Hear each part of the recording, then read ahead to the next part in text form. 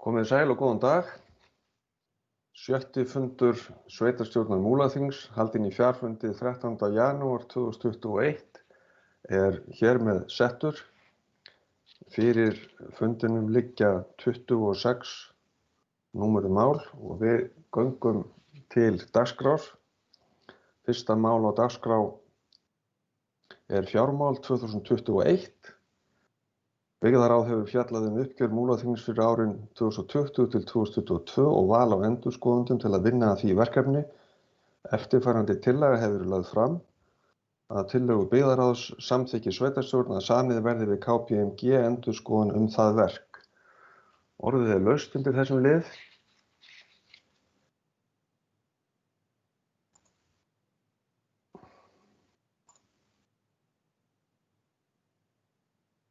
Ef enginn kveður sér hljóðs, þá er þetta samþykkt samhljóða án atkvæðagreiðslu. Og þá höldum við áfram og tökum fyrir lið 2 sem er kosning fulltrúa í embætti, stjórnir og nefndir. Fyrir fundinum liggur að kjósa þarf 3 aðalmenn og 3 til vara frá sveitarstjórn í samráðshóp Múlaþings málefni fatlaðs fólks og eftirfarandi tillaga liggur fyrir fundinum. Aðalmenn Fanney Sigurðardóttir, Guðný Margrét Hjaltadóttir og Stefán Bogi Sveinsson. Varamenn Halla Sigrún Sveinbjörnsdóttir, Elvar Snær Kristjánsson og Vilhjálmur Jónsson. Þetta er sína tillagan sem að liggur fyrir. Vill einhver taka til máls undir þessum lið? Ef það er ekki, þá skoðast þetta samþykkt samhljóða án atkvæðagreiðslu. En auk þessara fulltrúa hafa eftirfarandi fulltrúar hagsmunasamtaka verið skipaðir í samráðshópinn. Þar eru aðalmenn Arnar Klemensson, Matthías Þór Sverrisson og María Sverrisdóttir, varamenn Jónína Bára Benediktsdóttir, Karl Sveinsson og Sjöfn Sigurðardóttir. Stefán Bogi Sveinsson hefur lagt fram eftirfarandi tillögu fyrir hönd B-listans. Hún er eftirfarandi: sveitarstjórn samþykkir að skipa Gunnhildi Ingvarsdóttur sem varafulltrúa B-lista í fjölskylduráði í stað Helgu Erlu Erlendsdóttur og orðið er laust undir þessum lið. Ef enginn tekur til máls, þá er þetta samþykkt samhljóða án atkvæðagreiðslu og bókast sem slíkt. Og þá erum við komin að lið 3 sem eru erindisbréf nefnda. Fyrir fundinum liggja drög að erindisbréfum fyrir öldungaráð Múlaþings og samráðshóps Múlaþings málefni fatlaðs fólks og eftirfarandi tillaga liggur fyrir fundinum. Sveitarstjórn samþykkir fyrirliggjandi erindisbréf og felur starfsmönnum að birta þau á heimasíðu sveitarfélagsins og orðið er laust undir þessum lið. Jódís Skúladóttir hefur beðið orðið. Sveitarstjórnarfulltrúi, gjörðu svo vel, Jódís. Já, komið þið sæl og gleðilegt ár, segi ég bara aftur, ég hef ekki séð ykkur öll. En já, forseti, þú ferð svo ákaflega hratt yfir mála, ég bara fann ekki takkan eins og til að kveða mig hljóðs að náðan. Mér langaði bara að lýsa ánægju minni með þetta val. Þetta er einvala lið sem þarna kemur saman í samráðshópi málefni fatlaðs fólks og ég vildi bara, já, lýsa yfir gleði minni með þetta. Takk. Takk fyrir þetta, Jódís. Sveitarstjórnarfulltrúi Eyþór Stefánsson hefur beðið orðið. Gjörðu svo vel, Eyþór. Já, forseti og aðrir fundarmenn. Ég var nú bara svona forvitnast, ég varðandi erindisbréfin, að ég var bara aðeins að forvitnast þegar maður að lesa þetta með eins og öldungaráðið, þar þulin upp ótal verkefni sem þetta ráð á að sinna og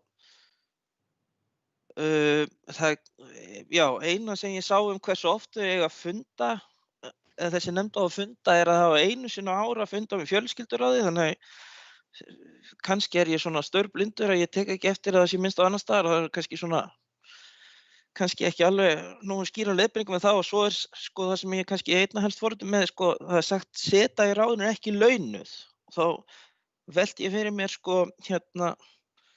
hvernig er það ákveðið hvaða ráð og nefndir eru launaðar og hverjir ekki, því að þegar ég var að lesa bara samþykktir Múlaþings þá var þessi nefnd listuð upp með hitaveitunni, ungmennaráði og einmitt nefndu málefni fatlaðra, sett svona í þann flokk eins og má segja.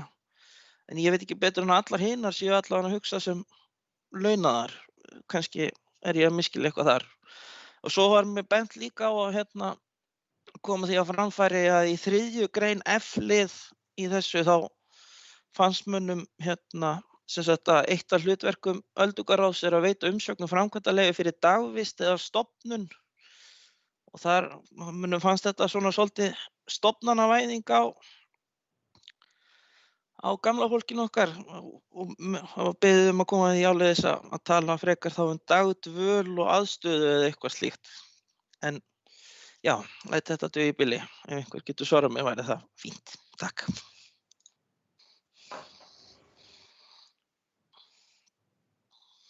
Björn Ingimarsson, sveitarstjóri, hefur beðið orðið. Gjörðu svo vel, Björn.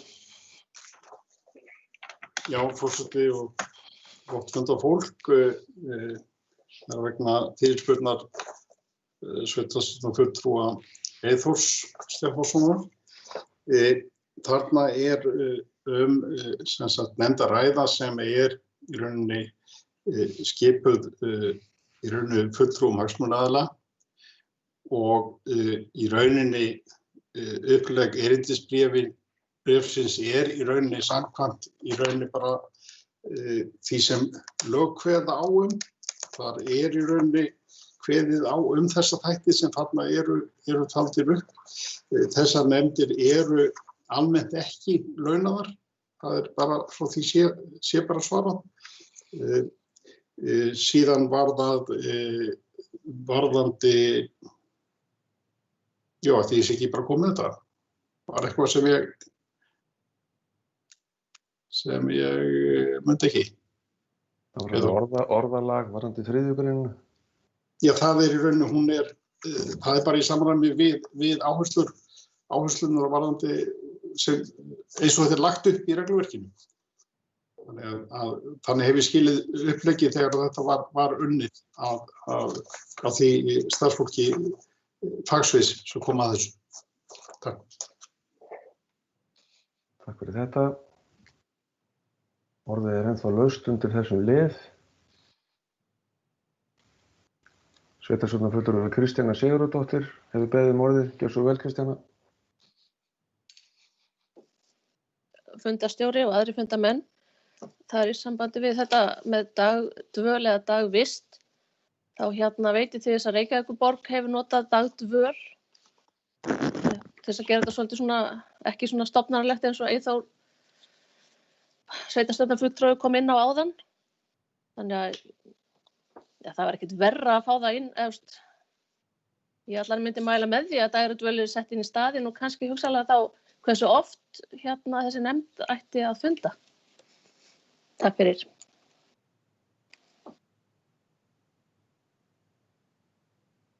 Takk fyrir þetta, Kristjana. Sveitarstjórnarfulltrúi Berglind Harpa Svavarsdóttir hefur beðið orðið. Gjörðu svo vel, Berglind.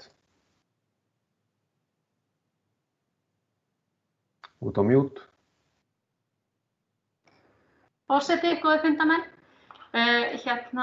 Ég skal segja með þetta orðatiltæki. Við notum hér dagþjónusta til dæmis. Þannig ekki dagvist og ekki dagdvöl, dagþjónusta. Þannig að þetta mjög mikilvægt úrræði og það mjög mikil og markviss vinna hjá félagsmálastjóra varðandi stefnumótun í þessum málum og ég fagna virkilega þessu ráði og eldri borgarar koma þarna að borði og geta haft mikil áhrif á stefnu í öllum þessum sviðum sem eru nefnd hér í virkni þessarar nefndar, þessar ráðs.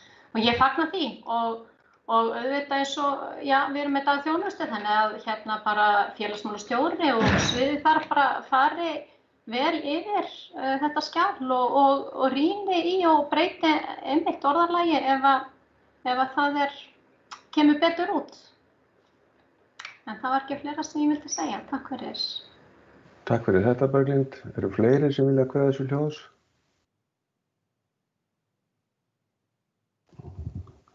fundarstjóri gerir það þá, ef það ekki, þá, já, Stefán Bogi Sveinsson, sveitarstjórnarfulltrúi, gjörðu svo vel. Forseti og ágæta fundarfólk, svo sem ekki bæta miklu við þessa umræðu. Til að leggja áherslu á það sem kom fram í máli Berglindar Hörpu Svavarsdóttur, sveitarstjórnarfulltrúa hér áðan, að þetta er auðvitað eitthvað sem er í stöðugri skoðun og vinnslu, og þannig að ég held við ættum ekki að hafa of þungar áhyggjur af einhverju orðalagi sem eflaust plokkað upp úr einhverju reglugerðartexta einhvers staðar sem eru misfallegir, en við vitum hvað við viljum að þetta sé. Þetta á að vera samráðsvettvangur, þá fulltrúa þeirra sem að nýta þjónustuna og svo þeirra sem eru sveitarstjórnarmegin, og þess vegna held ég líka að það sé kannski ekki endilega þörf á því tilgreina einhvern fastan fundafjölda, vegna þess að þetta er svona fyrst og fremst snýr þetta bara að því að þessi samráðsvettvangur komi saman eftir þörfum, sem það er svona kannski svolítið misjafnt og verður aðeins að fá að þróast líka eftir vilja þeirra sem að sitja, og þá kannski einkum fulltrúa eldri borgara, hvernig fólk sér starfi fyrir sér.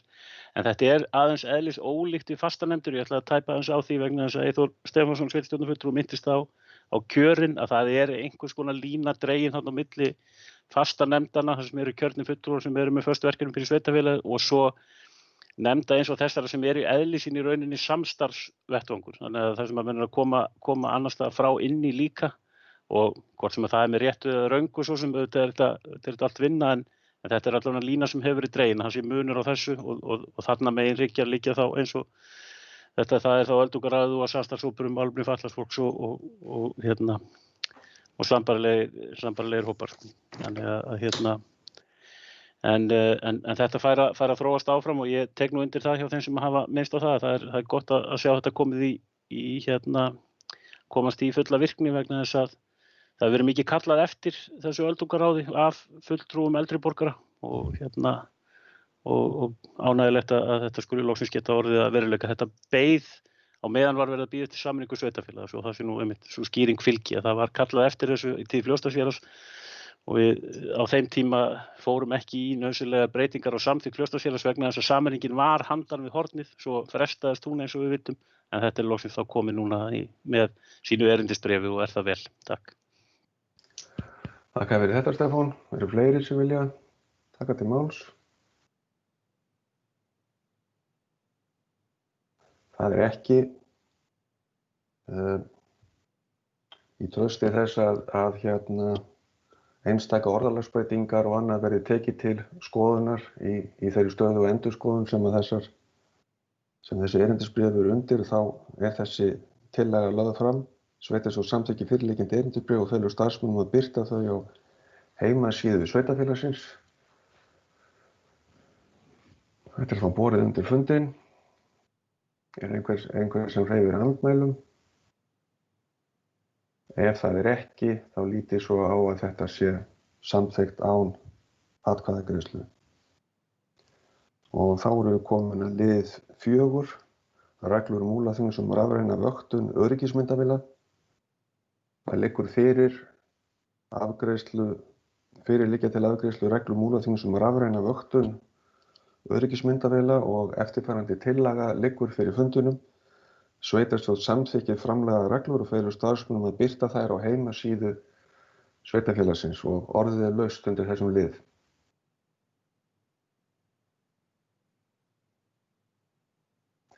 Sveitarstjórnarfulltrúi Jódís Skúladóttir hefur beðið um orðið. Gjörðu svo vel, Jódís. Já, forseti og aðrir fundarmenn, ég rýndi þetta nokkuð vel, og mér finnst þetta bara algjörlega í fínu lagi og í takt við það sem við erum að vinna eftir samkvæmt nýjum lögum, og ég held að þetta sé mikilvægt. Það var þarna ákveðin svona óvissa varðandi myndavélar við hafnarsvæði og annað, en ég held að það sé búið að bara afgreiða þetta mál mjög vel, og ég bara hrósa því. Takk. Þakka þér fyrir, Jódís. Eru fleiri sem vilja taka til máls undir þessum lið? Ef enginn gerir við það athugasemdir, þá bókast þetta sem samþykkt af sveitarstjórn samþykkt samhljóða án atkvæðagreiðslu. Og við erum þá komin að lið 5 Seyðisfjörður Vesturvegur 4, óveruleg breyting á aðalskipulagi. Samhliða grenndarkynningu og fyrirhuguðum byggingaráformum á Vesturvegi 4 Seyðisfirði hefur borist athugasemd varðandi málsmeðferð við óverulega breytingu á aðalskipulagi Seyðisfjarðar sem staðfest var af Skipulagsstofnun þann 24.09.2020. Eftirfarandi tillaga liggur fyrir að tillögu umhverfis- og framkvæmdaráðs Múlaþings samþykkir sveitarstjórn Múlaþings að afturkalla óverulega breytingu á aðalskipulagi vegna fyrirhugaðra byggingaráforma á Vesturvegi 4 á Seyðisfirði. Skipulagsfulltrúa Múlaþings falið að auglýsa fyrirhugaða breytingu sem aðalskipulagsbreytingu í samræmi við 1. málsgrein 36. greinar skipulagslaga. Þessi tillaga liggur fyrir fundinum og orðið laust.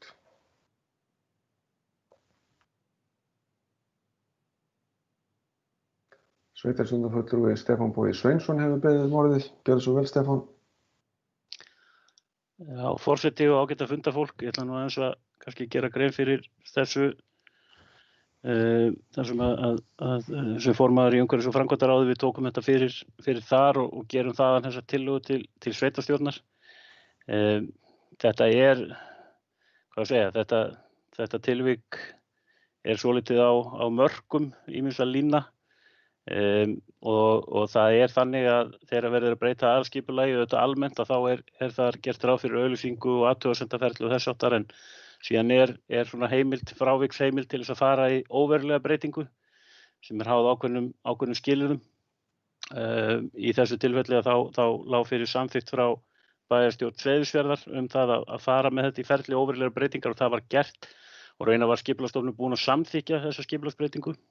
Síðan koma athugasemdir í framhald af grenndarkynningu á byggingaráformum samkvæmt þessu nýja skipulagi eða þessu breytta skipulagi og þá gerðar athugasemdir við ferlið og það svo sem kannski það sem að ráðið þetta að leggja til það bara að menn taki þann kostinn sem að svona varkárar í þessu og auglýsi þetta þá með þessum athugasemdafresti sem að gert ráð fyrir við aðalskipulagsbreytingu og þetta fái þá þetta fulla ferli en vegna þess að Skipulagsstofnun var búin að staðfesta þá þörf á því að það verði afturkallað og málið tekið aftur og sett aftur í þetta ferli aðalskipulagsbreytingar og það eins og segi, ég held að sé mikilvægt auðvitað að virða það að fólk almennt hefur rétt til að koma sínum athugasemdum á framfæri gagnvart skipulagsbreytingum og þó að það megi alveg færa rök fyrir því báðar áttir hvort að þarna var forseta fyrir að fara í þetta ferli óverulegar breytingar eða ekki að þá sé varlegra að gera þetta með þessum hætti eins og lagt til hér. Takk.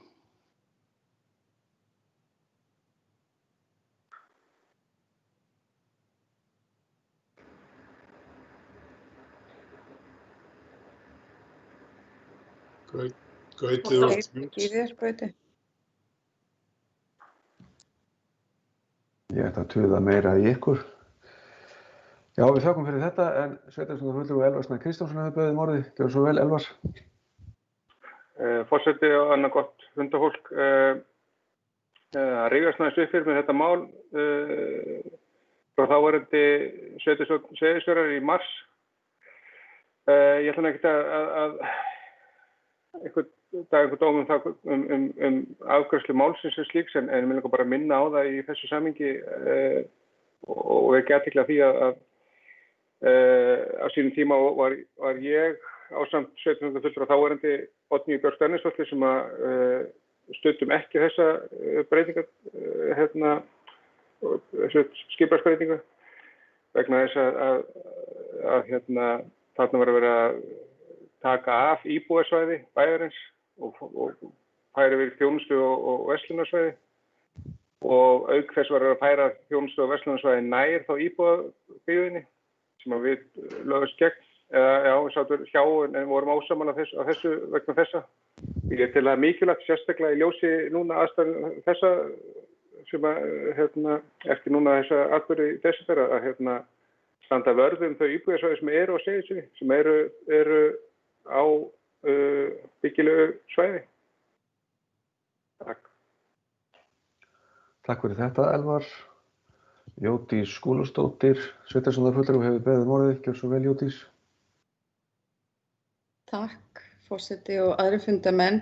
Mér finnst þetta ákaflega jákvætt að við ætlum að fara þessa leið í þessu ákveðna máli og það sem mig langar kannski að koma á framfæri að varðandi skipulagsmálin í sveitarfélaginu að það eru dæmi annar staðar þar sem að það verið að óska eftir þessum rökstuðningi frá sveitarfélaginu hvort smávægilega eða stóra breytingar að ræða. Mér finnst allt í lagi að vekja því máls að svörin sem að hafa borist, þarna þetta samþykkt en svo ákveðum við núna að snúa þessu við. Við höfum líka fengið svör í öðrum málum þar sem að spurningunum hreinlega ekki svarað. Maður þarf bara að reyna að lesa vilja stofnunarinnar út úr bréfinu án þess að hún liggi almennilega fyrir. En ég ætla að fagna því. Ég held að í öllum skipulagsmálum sveitarfélagsins gríðarlega mikilvægt að við séum varkár og að við séum ekki að baka okkur bótaskyldu með því að fara áfram í einhverju flumbrugangi. Þannig að ég gríðarlega ánægð með þessa niðurstöðu. Takk. Já, takk fyrir þetta, Jódís. Sveitarstjórnarfulltrúi Hildur Þórusdóttir hefur beðið um orðið. Gjörðu svo vel, Hildur. Já, ég ætla að fara yfir það.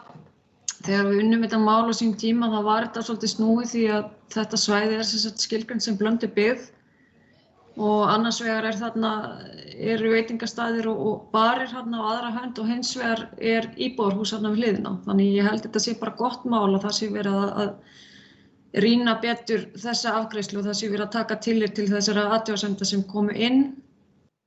Hvað varðar það sem að sveitarstjórnarfulltrúi Elva Snær Kristjánsson kom inn á áðan. Var það línan sem var svolítið dregin hjá honum og félögum hans að vera annað á móti eða sitja hjá þannig að þetta mál sker sig ekkert úr frá öðrum hvað það varðar. Ekki meir í bili. Takk. Takk fyrir þetta, Hildur. Orðið laust ef ykkur vill taka til máls undir þessum lið. Sveitarstjórnarfulltrúi Þröstur Jónsson hefur beðið um orðið. Gjörðu svo vel, Þröstur. Já, forseti, aðrir fundarmenn, kannski bara ég er búinn að þegja svo lengi, en ég ætla bara eiginlega að fagna því að þessi leið farin vegna þess að ég tel alltaf mjög mikilvægt þegar það svona, já, það rauninni kannski komið svolítið að farið að nálgast private í einhverju íbúðahverfi með svona breytingu að þeir íbúar sem telja sig, já, að sér vegið eða þrengt að sér að þeir fái fullar heimild til þess að koma sínum athugasemdum á framfæri og til þeirra sé tekið tillit líka. Þannig að ég fagna því að þetta skuli vera farin þessi leið. Takk. Takk fyrir þetta, Þröstur. Sveitarstjórnarfulltrúi Vilhjálmur Jónsson hefur beðið um orðið. Gjörðu svo vel, Vilhjálmur. Forseti og fundarfólk. Ég ætla nú að taka bara undir þessi sjónarmið að þetta held ég ennþá farsæll að þetta fari í þennan farfi og það hefur verið þarna, þegar kemur þarna fram brotalögum varðandi málsmeðferðina í fyrri, ef við getum kallað fyrri umferð. Það sem mig langar kannski til að ræða þess stefna sveitarfélagsins varðandi það að vera að færa þjónustu, sérstaklega þjónustu af þessum toga sem vitað að fylgir dálítið ónæði svona nálægt íbúðasvæðum eða inn í þau. Ekki endilega í þessu tilviki en þetta ákveðið tilvik og þarna verið að færa þetta mjög nálægt íbúðarhúsi og það liggja fyrir mótmæli frá íbúa í fundagögnunum. Og þá velti maður fyrir sér og það verið ágætt að heyra frá Stefáni kannski hvernig umhverfis og framkvæmdaráð hefur fjallað til dæmis bara þá, eða mun þá fjalla varðandi mótvægisaðgerðir til þess að vega á móti þessu ónæði sem fjallað hvernig til dæmis opnunartíma, hvort að opnunartími yrði skilyrtur frekar og eins líka þarna hefur verið lengi skortur á bílastæðum bara fyrir þá starfsemi sem á svæðinu. Hvernig það hefur verið nálgast á lausnir á því. En kannski bara ítrekka þetta sem ég hef nefnt því að við höfum fjallað og ég held að eigi við alla byggðakjarnana uppbyggingu íbúðarhúsnæðis. Og það sem verið að gera þarna verið að opna fyrir að taka úr umferð húsnæði sem í íbúðarhúsnæði á skipulögðu svæði sem í aðalskipulagi íbúðarhúsnæði. Og það hefur náttúrulega komið fram hér núna, þörfin sérstaklega sterk núna en hún hefur verið það bara mjög lengi áður. En svo þessu vildi ég nú koma á framfæri. Þakka þér fyrir þetta, Vilhjálmur. Vilt þú bregðast við þessu, Stefán? Gjörðu svo vel, Stefán. Jú, þakka þér fyrir forseti og ágæta fundarfólk. Ég ætla bara að taka einmitt undir með þeim sem hér hafa sagt. Ég held að það sé í rauninni jákvætt bara að stíga þetta skref að auglýsa þetta og fá þá fram athugasemdirnar skýrt. Það og auðvitað ræðst síðan vinna umhverfis- og framkvæmdaráðs í framhaldinu og þá heimastjórnar í kjölfarið af þeim athugasemdum sem fram koma og það auðvitað alltaf ástæða til að skoða hvort það hægt að koma til móts við slíkar athugasemdir með einhverjum hætti þannig að allir aðilar máls geti verið sáttari en ella. Tekur þetta undir eða ég getum sagt að ég held að Vilhjálmur Jónsson, sveitarstjórnarfulltrúi, hafi hitt svolítið naglann á höfuðið þegar hann hefur að tala um það að það þurfi að skoða þessi mál sérstaklega varðandi einmitt íbúðarhúsnæðið og framboð á því og annað og ég legg áherslu á það verði gert svona með ákveðna heildarsýn að leiðarljósi. Það þannig að hverfi og svæði þau þróast og það getur orðið þannig að tiltekið starfsemi skjóti rótum einhvers staðar og svæði verði talið heppilegt fyrir eitthvað annað heldur en það var ætlað í upphafi. En þá þetta mikilvægt að sveitarfélagið sé með á hreinu að við séum ekki bara taka af annarri hliðinni og hugsum ekkert hina. Við þurfum auðvitað að hugsa til þess fyrst og fremst einmitt að vera með íbúðasvæði klár til þess að taka við til að bregðast við þeirri þörf sem fyrir byggingu og íbúðarhúsnæði þá náttúrulega sérstaklega núna.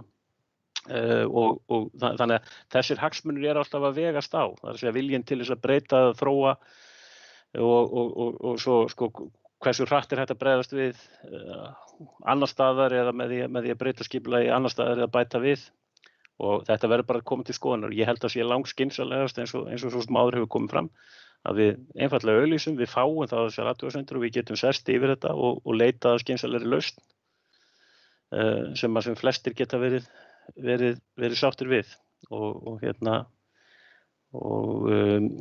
kannski aðeins berðist við það af því að það var nú minnst á það það hefði verið brotalöm á ferlinu. Ég veit ekki hvort það alveg hægt að ganga svo langt að segja það.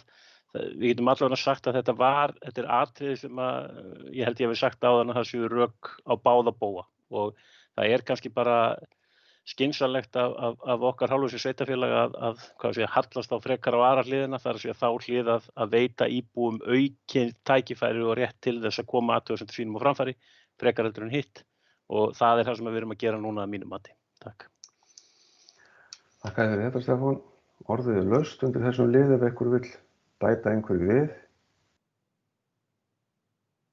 Ef það ekki, og í ljósi þess að það svolítið liðið frá því ég las upp tillöguna, þá ætla ég að lesa hana aftur. Hún eftirfarandi að tillögu umhverfis- og framkvæmdaráðs Múlaþings samþykkir sveitarstjórn Múlaþings að afturkalla óverulega breytingu aðalskipulagi vegna fyrirhugaðra bygginga áfram á Vesturvegi 4 á Seyðisfirði.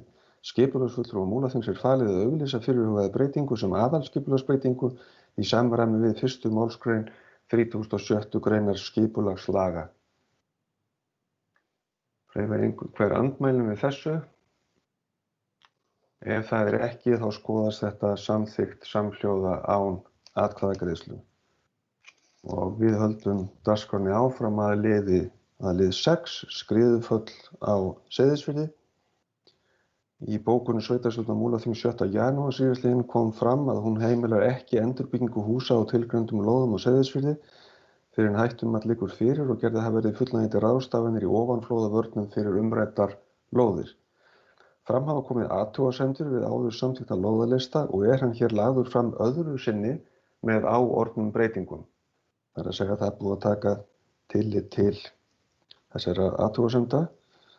Tillagan sem lögð fram eftirfarandi Sveitarstjórn Múlaþings heimilar ekki endurbyggingu húsa á eftirtöldum lóðum á Seyðisfirði fyrr en hættumat liggur fyrir og gerðar hafa verið fullnægjandi ráðstafanir í ofanflóðavörnum fyrir umræddar lóðir og þar sem altjón að ræða á íbúðarhúsnæði, það Breiðablik, Austurvegur 38A, Framhúsið, Hafnargata 6, Berlín, Hafnargata 24, Dagsbrún, Hafnargata 26, Sandfell, Hafnargata 32 og annars konar húsnæði Fjárhús, Hafnargata 16D, Silfurhöllin, Hafnargata 28, Turninn, Hafnargata 34, Skipasmíðastöðin, Hafnargata 29, Gamla skipasmíðastöðin, Hafnargata 31 og Tækniminjasafnið, Hafnargata 38A.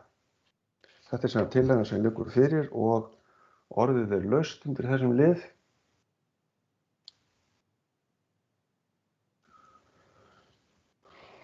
Sveitarstjórnarfulltrúi Þröstur Jónsson hefur beðið orðið, gjörðu svo vel Þröstur. Já, bara það kannski ekki alveg beint af þessu, en þessum gott að blessa með þennan húsalista, hann hafi breyst þarna og allt í lagi með það. En að því að þetta kemur nú málinu svona óbeint við að þessi hús þarna eru þarna undir hlíðinni og það þarf að bíða eftir hættumæti og svo framvegis og við erum svona rætt þetta heilmikið í byggðaráði að hver verður framvindan og ég hef svona lagt á það áherslu þar að menn móti sér svolítið fara að móta sér sýn með það hvernig menn ætla að byggja bæinn upp og eftir því sem mér skilst og ég eiginlega gef mér það að flestir Seyðfirðingar vilja sjá hann í sem mest upprunalegri mynd aftur að þá þýðir það væntanlega að það þarf að fara einhvað þarna í fjöllin fyrir ofan og menn hafa verið að velta því fyrir sig fram og aftur hvernig að gera það og ég sé í bókun fundargerð, ég held að síðasta fundargerð heimastjórnar að þar kemur mjög skemmtilegt erindi inn sem hugmyndum skipun hóps sem hefði það hlutverk að rýna ástandi og koma með framtíðar hugmyndir að skipun byggðar. Ég held að þetta sé rosalega gott í þessu ferli öllu að einmitt heimamenn og svona í fólki í Múlaþingi og jafnvel aðrir að það verði myndaður einhvers konar svona samráðsvettvangur og svona hugmyndabanki hvað þetta að gera. Vegna þess að oft koma bestu hugmyndirnar nefnilega frá heimamönnum þó það séu ekki sérfræðingar í viðkomandi málefni og það á bæði uppbygginguna þá á nýjum hverfum og svo framvegis og líka hvað varðar þessar varnir þarna fyrir ofan. En á sama tíma þá ætla ég að bara fagna því og hæla bara sveitarstjórn fyrir það hvað þeir eru búin að bregðast hratt við að fara í framkvæmdir þarna á láglendi þar að segja þessar bráðaaðgerðir sem þarf að gera hvað varðar vatnsvegi og varnargarða. Mér finnst það eiginlega bara alveg frábært að það sé komið að staðinn. En jafnframt minni á það að okkur vantar ennþá sýnina í fjöllin þarna fyrir ofan hvað við ætlum að gera þar. Og ég svolítið ósammála því að það þurfi eiginlega að bíða eftir einhverju hættumati til þess að fara að svona koma þeirra umræðu af stað. Vegna þess að, hvað hættumat miðað við hvað? Miðað við óbreytt ástand þarna eða hættumat eftir að það búið að gera einhver aðgerð, svolítið loðið allt saman. Þannig að ég vilja sjá svolítið meiri umræðu þetta allt saman. Þannig að, og líka bara gott fyrir aðila fyrir sunnan að vita það svona nokkuð klárt hvað menn vilja í þessum efnum. Takk fyrir. Takk fyrir þetta, Þröstur. Sveitarstjórnarfulltrúi Hildur Þórisdóttir hefur beðið orðið. Gjörðu svo vel, Hildur. Já, takk forseti og ágætu fundarmenn. Ég held að sé mikilvægt að komi fram að það sé fyrirhugaður opinn fundur með íbúum í næstu viku. Þar sem eiga að koma starfsmenn eða sérfræðingar Veðurstofunnar og fleiri aðilar sem að geta svona farið yfir málin og upplýst fólk. Og ég held að það sé rosalega mikilvægt að við reynum að upplýsa eins ört og mögulegt og vera með reglufundi af því að það svo mikil óvissa, það svo mikilvægt að reyna að eyða henni sem fyrst og líka bara taka þetta reglulega samtal við fólk sem búið að fara í gegnum ótrúlegan atburð og eru svona margir hverjir bara í algjöru óvissu með sína framtíð og hvar þeir muni búa og svo framvegis. Ekki meira í bili. Takk. Takk fyrir þetta, Hildur. Sveitarstjórnarfulltrúi Stefán Bogi Sveinsson hefur beðið orðið. Gjörðu svo vel, Stefán. Takk, forseti og ágætt að funda fólk. Ég ætlaði kannski aðeins bara í tilefni af orðum Þrastar Jónssonar sveitarstjórnarfulltrúa að segja það. Ég held við séum í sjálfu sér sammála hvað við viljum sjá gerast. Auðvitað þarf að setjast yfir málinu og móta stefnu og gera það sem allra fyrst það hvernig við ætlum að standa að uppbyggingun á Seyðisfirði. Og ég held að sé alveg á hreinu að það eru engin betur til þess fallnir heldur en Seyðfirðingar að leggja fram sína sýn á þessu þróun þessa byggð. En það sem að eftir stendur, og það er kannski það sem okkur greinir á í þessu, er það að ég tel samt að hættumat sé eiginlega nauðsynleg forsenda þess að við getum haldið áfram eða allavega svona einhvers konar drög að því. Og það snýr einfaldlega að því að það verði með tekin ákvörðun varnir eða uppkaup á húsum. Slíkar ákvarðanir breyta svo ofboðslega miklu hvaða möguleikar eru opnir. Þannig að fyrir mína parta finnst mér svolítið erfitt að sjá fyrir mér að setjast yfir og fara að vinna hugmyndavinnu sem gengur kannski út frá uppbyggingu eða nýtingu á tilteknum svæðum sem að síðan kemur í ljós að yfirvöld önnur en við sveitarfélagi, það er í höndum annarra en okkar að taka slíka ákvörðun. Að þau yfirvöld segi það má ekki byggja þarna. Og þess vegna held ég og þess vegna held ég að við þurfum að bíða eftir því að við sjáum eitthvað á spilin hjá þeim aðilum áður en við förum að þróa áfram en ég hins vegar kvíði því ekkert að það eru margar leiðir færar og burt sér frá því hvað kemur út úr hættumatinu annað þá ég meina það verður ráðist í uppbyggingu á Seyðisfirði og það verður gert vel. Það er bara spurningin nákvæmlega hvaða möguleika höfum við þegar við hefjum þessa vinnu. Vildum líka minnast aðeins á það að ég held ég hef nú talað það oftar en einu sinni og sennilega oftar en góða hófi gegnir þetta þurfi að gera skref fyrir skref og bara munnbita fyrir munnbita eins og að borða fílinn. Það sem að kannski við erum að horfa svolítið ákveðið á núna gagnvart verkefnum umhverfis og framkvæmdaráðs í þessu er að tryggja það að það sé til staðar lóðir til að byggja á.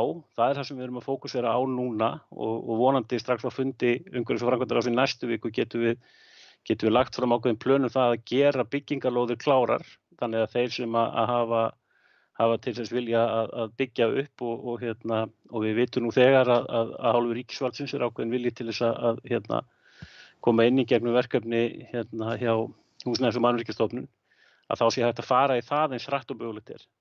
Og þar er fókusinn núna að koma því í gang og síðan tökum við næstu skref þegar að hættumatið ég segi ekki, það er kannski erfitt að segja að það liggi fyrir allavega, þegar við sjáum orðið aðeins á spilin, hvað er í þessu, þá förum við áfram. Þannig að ég held að í grunninn erum við auðvitað sammála það hvað við erum að gera, þetta er kannski bara aðeins spurningin nákvæmlega hvaða röð og hvaða taktur er í því. Takk. Þakka þér fyrir, Stefán. Sveitarstjórnarfulltrúi Elvar Snær Kristjánsson hefur beðið orðið. Gjörðu svo vel, Elvar. Forseti, annað gott fundafólk. Ég held ég tæki undir orð sveitarstjórnarfulltrúa Stefáns Boga Sveinssonar hættumatið. Ég held að það verði að liggja fyrir hvernig það mun nýta út áður en við fullmótum okkar sýn eða okkar framtíðarplön og hvað við viljum gera. En hins vegar vil ég leggja áherslu á það að sveitarfélagið upplýsi þá íbúa sem ræður á svæðinu reglulega, hvort sem að ræða að enga upplýsingar liggi fyrir eða ekki. Þá bara það að fá að vita það sé ekkert nýtt. Ég held að það skipti máli, ég held að við þurfum að vanda okkur sérstaklega í því og ég held að það sé búið að gera það eins vel og hægt er. En núna þegar frá líður þá held ég að við þurfum að passa okkur ennþá betur á þessu að halda upplýsingum hvort sem það sé í formi þá þess vegna fréttabréfs eða tölvupósta eða þá funda eða eitthvað slíkt en við mögum ekki gleyma þessu að upplýsa íbúðan sem að ræður á svæðinu hvað sé framöndan og ég held að sem að vitni nú í orð Víðis hjá almannavörnum að þeir sjáðu bara allt. Ég held að sko það sé alveg ég held að einhverju hafa tilfinningu það sé ekki allt sagt og ég held að við ættum að hugsa það mjög vel hvort að nú ég bara fábúlar á pílniti því ég ekki alveg inn í einstakling. Nú búið að stofna bæði starfshóp sem að forsetinn okkar í Gauti Jónasson í sem mjög gott og þannig ég held að við ættum að huglega það hvort það sé ekki bara öllum upplýsingum veitt til íbúa þannig að þeir séu algjörlega með öllum aðgerðuninni og plönum. Takk. Takk fyrir þetta, Elvar. Sveitarstjórnarfulltrúi Eyþór Stefánsson hefur beðið orðið. Gjörðu svo vel, Eyþór. Já, forseti og annað gott fundafólk. Mér langaði nú bara, ég var nú ekki á síðasta fundi þannig að kannski ég nýti tækifærið og byrjaði að votta Seyðfirðingum samúð mína og senda þeim baráttukveðjur í þessu öllu saman. Hugum hans og var hjá þeim meðan á þessu stóð. En það sem mér langaði kannski aðeins þess að forvitnast ég var að lesa bara grein í Fréttablaðinu í dag. Þar sem og það var mjög mikið talað í þeirri grein svona meira en mér fannst koma fram á sveitarstjórnarfundinum svona koma sterkar fram í þessari grein heldur koma fram á síðasta sveitarstjórnarfundi að þar var talað mjög reglulega og sagt og alltaf því fullyrt að ríkið hygðist ekkert borga meira en 2/3 hluta við hreinsunarstarfið sem annað sem öðruvísi en minn skilningur var af því að ég horfði nú á síðasta sveitarstjórnarfund. Ég spyr bara, hefur eitthvað nýtt eða eitthvað meira átt sér stað í samtali við ríkið varðandi þessa kostnaðarþátttöku og svona það þarf kannski ekki að endurtaka sömu umræðuna og síðast en kannski meira bara að velta þessu fyrir mér. Takk fyrir. Takk fyrir þetta, Eyþór. Sveitarstjórnarfulltrúi Þröstur Jónsson hefur beðið orðið í annað sinn. Gjörðu svo vel, Þröstur. Já, forseti, aðrir fundamenn. Ég tek alveg undir það með Stefáni Boga og öðrum sem hafa mælt hér að sko, við erum nánast sammála þetta. Þetta er svona núansamunur hvernig við lítum á þetta.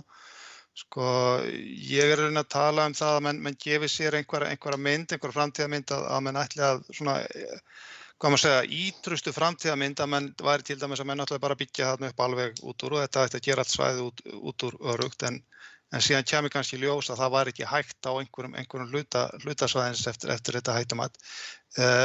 Aðeins aftur bara með þetta hættumat sko og þetta er nú aðeins verið í umræðinu líka að menn svolítið svona á tánum með það sko hvort að sé nógu breiður sko hópur sem í þessum sérfræðingahóp sem raunin að vinna þetta hættumat og ég hef svolítið sko það er bara tilfinning, ég hef svo sem lítið fyrir mér en það er svolítið tilfinning hjá mér að það vantar svona kannski í þann hóp framkvæmdaaðila, menn sem hafa mikla reynslu úr framkvæmdum á svona svæðum og mér finnst það eiginlega svolítið mikilvægt vegna þess að sko ljósið í myrkrinu er nefnilega það háttar þannig til á Seyðisfirði að þetta er mjög sérstakt þarna.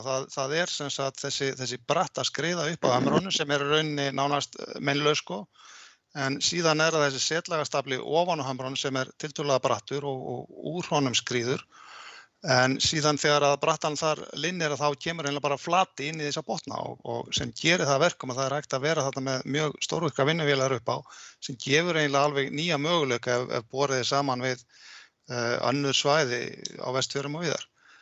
Þannig að mér finnst svolítið mikilvægt sko, við skulum alveg sættast að þetta hættumat þarf að koma fyrst en spurningin er svo sko hvort að það eigi ekki aðeins að sko opna þennan hugmyndabanka og aðeins opna sko þennan díalóg að þeir sem eru með hugmyndir að þessar hugmyndir komist að, þær geta verið vittlausar og snarvittlausar og það geta verið mjög góðar. Og ég held að sem vel þess virði vegna það kostar rauninni ekkert að opna einhvern svona banka eða einhverja pípu þannig að menn geti komið hugmyndum að og það séu þú veist athugaðar Þannig að það eiginlega þetta sem ég vildi koma að og svo bara aðeins að lokum að því ég þarf að nefna þetta með þennan kostnað. Það rétt, það var töluverð umræða þetta á síðasta fundi og ég var svolítið hissa, ég sem ekkert að gagnrýna, ég var svolítið hissa á afstöðu sveitarstjórnarfulltrúa Stefáns Boga Stefánsson að semst hann var svolítið að gefa eftir með það myndi alltaf enda einhvað á sveitarfélaginu og ég svolítið hræddur við það vegna þess að við erum að tala það mikinn kostnaðarna, að þetta verður gert að einhverju viti að við erum að tala það mikinn kostnaðarna að hann yrði sveitarfélagunum mjög þungur, jafnvel ef við þurftum bara að taka 1/3 á hann. Þannig að ég svolítið hræddur þetta bara alltaf í svona venjulegum businessa, sko, ef mann gefa eftir einhverja kostnaðarhlið, sko, með litla putta þá er það bara venjan að mótaðilinn hann reynir að gleypa það alveg upp á öxlin, þannig að við þurfum svolítið að passa okkur í þeirri umræðu held ég. Takk fyrir. Þakka þér fyrir þetta, Þröstur. Sveitarstjórnarfulltrúi Hildur Þórusdóttir hefur beðið orðið í annan sinn. Gjörðu svo vel, Hildur. Já, takk fyrir það, forseti, ágætu fundarmenn. Mig langar að taka undir orð Þrastar Jónssonar sveitarstjórnarfulltrúa. Mér finnst það mjög mikilvægt að það sé bara skýrt að ríkið taki allan kostnað á sig þegar svona náttúruhamfarir verði. Og það sé ekkert óljóst með það. Ég held að það sé eitthvað sem ríkisstjórnin þarf bara að vera skýrari með. Sömuleiðis þarf að fara að skýra sko aðkomu ríkisins að uppbyggingu ofanflóðavarna hér og þeirra framkvæmdana sem eru fyrirhugaðar hér og þurfa náttúrulega að gerast mjög hratt. Það skiptir höfuðmálið upp á að lágmarka það tjón sem nú þegar er upp á að missa ekki töluverðan fjölda af íbúum hreinlega bara í burtu, sem náttúrulega eitthvað sem við viljum alls ekki. Svo langar mig kannski bara að taka undir það sem heimastjórn Seyðisfirði sendi frá sér að það þyrfti að setja saman stýrihóp sem að svona fer í þessa greiningavinnu á húsnæðismálum og í samtali og samvinnu við íbúa. Hvernig ætlum við að byggja upp byggðina og hvar. Og það er vinna sem þarf bara að hefjast sem allra fyrst.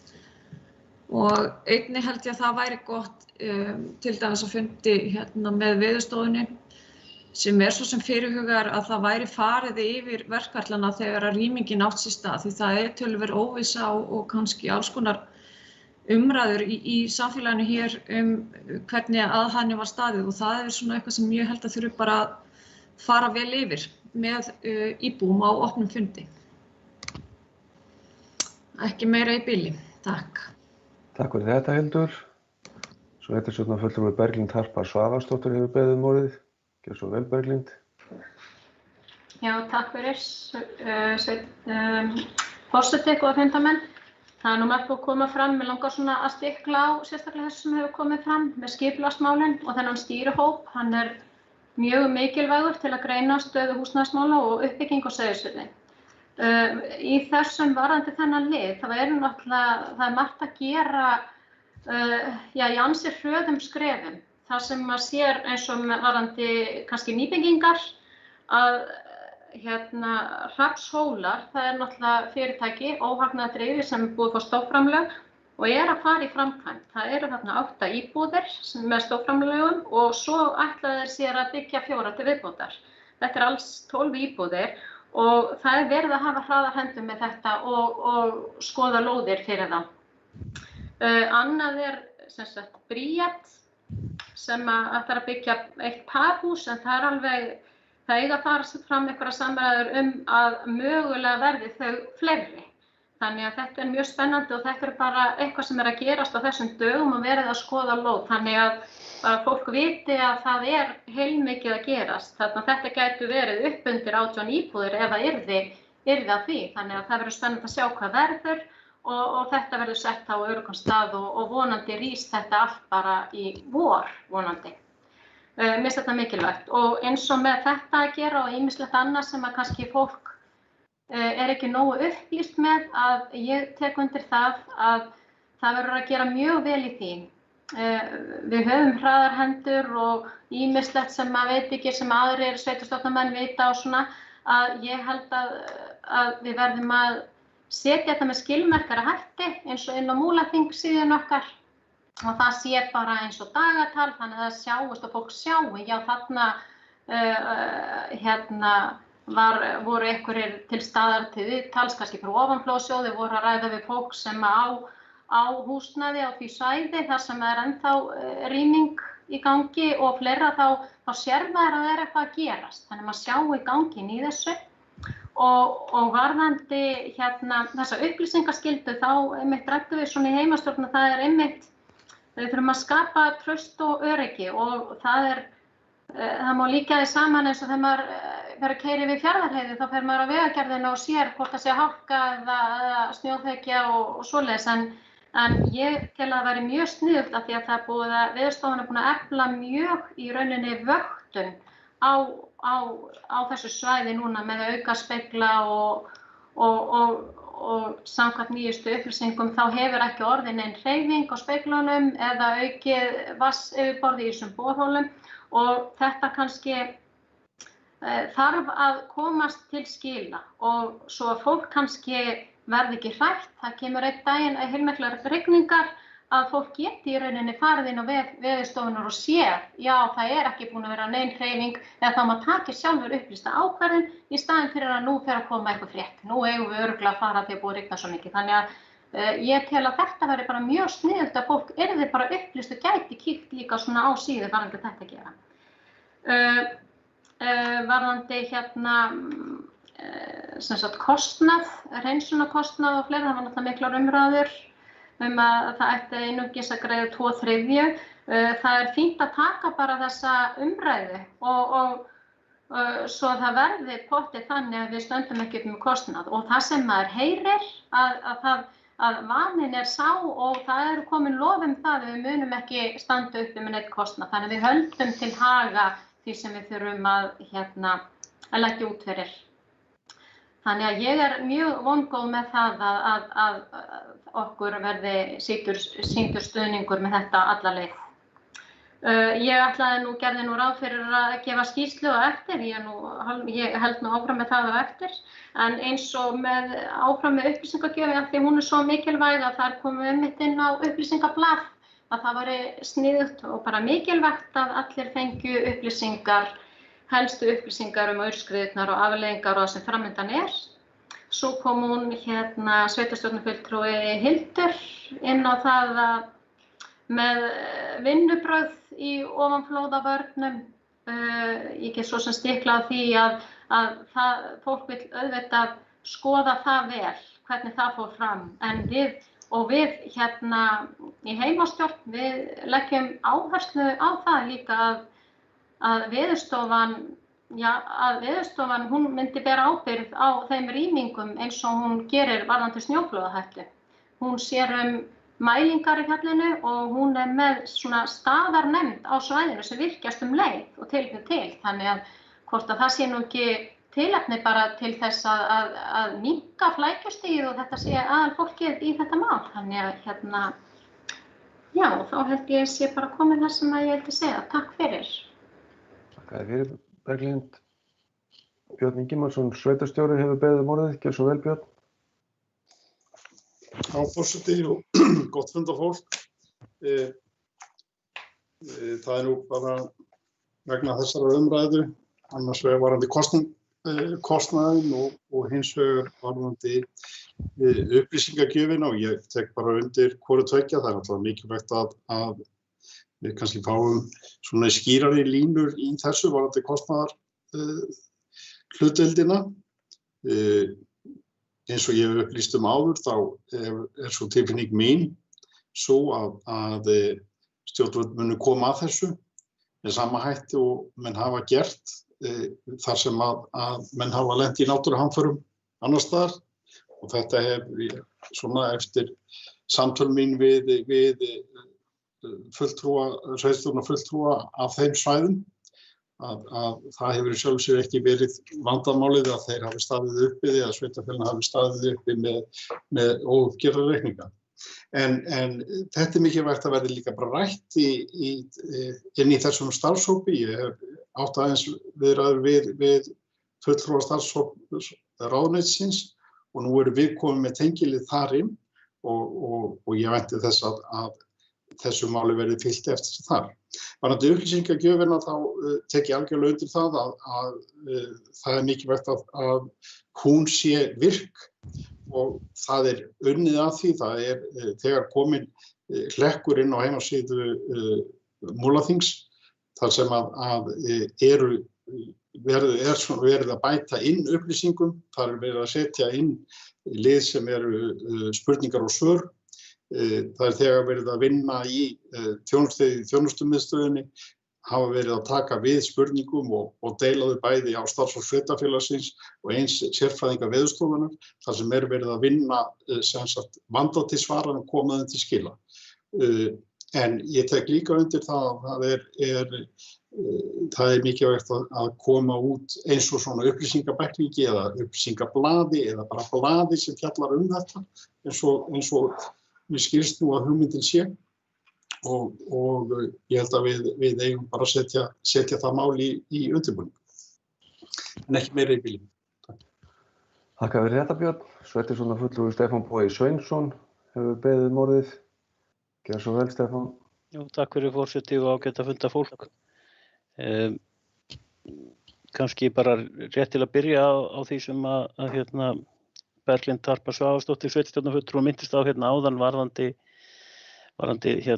fyrirkomulag viðbragða, rýmingar og þess áttar, og þá vil ég bara taka heils hugar undir með henni að svona eins og maður hefur kynnt sér þetta þá séu engin rök fyrir öðru heldur en að þetta sé á hendi Veðurstofunnar með sama hætti og snjóflóða rýmingarnar, og ég held að þetta er svona bara eitt af þeim atvikum sem að við þurfum að nota til þess að læra af reynslunni í því og leggja áherslu á það að Alþingi skoði það að ef það þarf að breyta lögum til þess að gera það, þá verður það gert. Þannig að það er bara, held ég að gera að halda því á lofti og bara jákvætt og gott að heimastjórn Seyðisfjarðar geri það með þessum hætti. Aðeins vegna þess að Þröstur Jónsson sveitarstjórnarfulltrúi var að tala hér áðan einmitt þetta með að fá inn hugmyndir og sjónarmið. Eins og ég skil þetta ferli, þá er það jú þannig að Veðurstofan hún framkvæmir hættumatið og á grunni þess fellur það síðan í hlut ofanflóðasjóðs að taka ákvörðun einmitt hvort að ég fara í varnaraðgerðir eða uppkaupa hvað verður gert. Ég held að Veðurstofan hefur mesta sérþekkingu á því sem að snýra hættumatinu og það svo sem ekki spurning það að koma einhverju þar inn, en ég túlka það sem svo út frá orðum Þrastar hér áðan að það sé kannski spurninga þegar kemur að því að meta eru möguleikar á varnaraðgerðum, þá verðum við svolítið opnir fyrir því, og ég held að það sé bara jákvætt og gott, og í rauninni bara hvet þá sem að hafa einhverja sýn á þetta að láta í sér heyra. Við sem sveitarfélag erum þetta bara opið vettvangur gagnvart aðilum sem að hafa einhverjar hugmyndir og vilja koma málum á framfæri, hvort sem að það er á vettvangi heimastjórnarna eða með erindum til nefnda og ráða eða eitthvað slíkt. Við eigum auðvitað að hlusta, og það er mikilvægt að við gerum það í þessu ferli öllu saman, að við svona framkvæmum þetta með skilvirkum hætti, en við hlustum líka og erum opin fyrir því ef að koma fram hugmyndir sem er þess vert að kanna nánar og fylgja eftir. Aðeins vegna þess sem Eyþór Stefánsson sveitarstjórnarfulltrúi fór yfir hér og minnast á kostnaðarþátttökuna, og ég held að sé svo sem einmitt rétt að það er kannski ekki ástæða til að endurtaka umræðuna sem átti sér stað síðast, en ég ætla bara að segja af þessu tilefni og kannski líka út frá því sem að Þröstur Jónsson sveitarstjórnarfulltrúi sagði hérna áðan. Það er mín skoðun að ríkið eigi að greiða allan kostnað við hreinsun eftir þessar hamfarir. Það er mín skoðun. Það er það upplegg sem að sveitarfélagið hefur í viðræðum við ríkið, að ríkið eigi að greiða kostnaðinn. En við vitum að það er ekki til staðar regluverk þetta, sem að mér persónulega finnst að vera svona annað atriði sem við ættum að læra við þessu samhengi. Það er mjög skrítið að það sé einhvers konar samkomulagsatriði eða atriði sem er háð einhverri ákvörðun ríkisstjórnar á hverjum tíma, með hvaða hætti er greitt fyrir hreinsunarstarf af þessu tagi. Þetta á þetta bara að liggja fyrir í lögum. Og það er eðlilegt að samfélagið allt taki þátt í að greiða fyrir hreinsunarstarfið. En ég vil líka minna á það að þú veist, þetta svo langt frá því einhvern veginn að vera einhver niðurstaða. Eins og ég túlka þetta, það liggur fyrir ákvörðun 2/3. Eins og ég túlka það liggur fyrir ákvörðun að lágmarki 2/3. Af því að það var það sem hægt var að ákveða nánast án þess að hugsa það eitthvað nánar eða ræða það eitthvað meira. Það bara segja, ok, það alveg klárt. Það verður greitt að lágmarki 2/3. Það búið að skipa starfshóp sem á að fara yfir og ég held að sé mjög mikilvægt að sá starfshópur taki saman mjög mikið upplýsingum það hvaða tjón þetta, af því að tjón getur verið svo margvíslegt og það sumt bætt af náttúruhamfaratryggingu, sumt bætt einhvers staðar annars staðar, sumt kannski ekki bætt og það þarf að ná utan þetta allt saman og ég held að þessi hreinsunarkostnaður þarf að vera þarna. En minni á það bara, það hreinsunarkostnaðurinn sem hefur verið nefndur í einhverjum tölum sem eru samt það eru svo, hvað að segja, við þekkjum svo lítið forsendurnar á bakveðir að það eiginlega alla hafandi eftir hvaða tölur þetta eru vegna þess að það eru svo ónákvæmar. En þetta eru háar tölur, en síðan eigum við eftir uppbygginguna og þá bæði uppbyggingu varnarmannvirkja og svo bara uppbyggingu eins og við vorum að ræða áðan, uppbyggingu byggðarinnar og endurbyggingu. Og á öllum þessum stigum náttúrulega spila ríkið risastóra rullu og megin rulluna. Þannig að ég held að ég vil bara ekki að við förum í eitthvað sérstakt hnútukast út af hreinsunarkostnaðinum þegar hann kannski alls ekkert það stærsta í myndinni. Við erum að hefja samtal við ríkið og ætlum bara að halda því áfram og tryggja það að þegar upp staðið þá bara gerir ríkið þetta þannig að sómi sé að. Ég held að það sé bara markmið og við náum því bara fram. En svo varðandi einmitt, af því að við höfum tæft á þessu mikilvægi þess að hraða málum varðandi húsnæði og ég minntist nú á það áðan að það kannski það sem við erum að horfa fyrst og fremst á það núna að gera klárt og hafa örugglega klárt þau svæði sem eru þegar skipulögð og það tengist auðvitað þeim verkefnum sem hafa verið nefnd áður, Berglind Harpa Svavarsdóttir, sveitarstjórnarfulltrúi nefndi meðal annars. Þannig að það þetta eru nokkur skref, það þarf að skoða einmitt þær íbúðalóðir sem eru í skipulagi, tryggja það að þær séu klárar, engar hindrar í veginum fyrir því að það sé hægt að nýta þær og í framhaldinu þá að fara að skoða skipulag á nýjum svæðum og þetta allt saman held ég á ágætisleið, við tökum þetta smátt og smátt. Takk. Takk fyrir Stefán. Sveitarstjórnarfulltrúi Elvar Snær Kristjánsson hefur beðið orðið í annað sinn.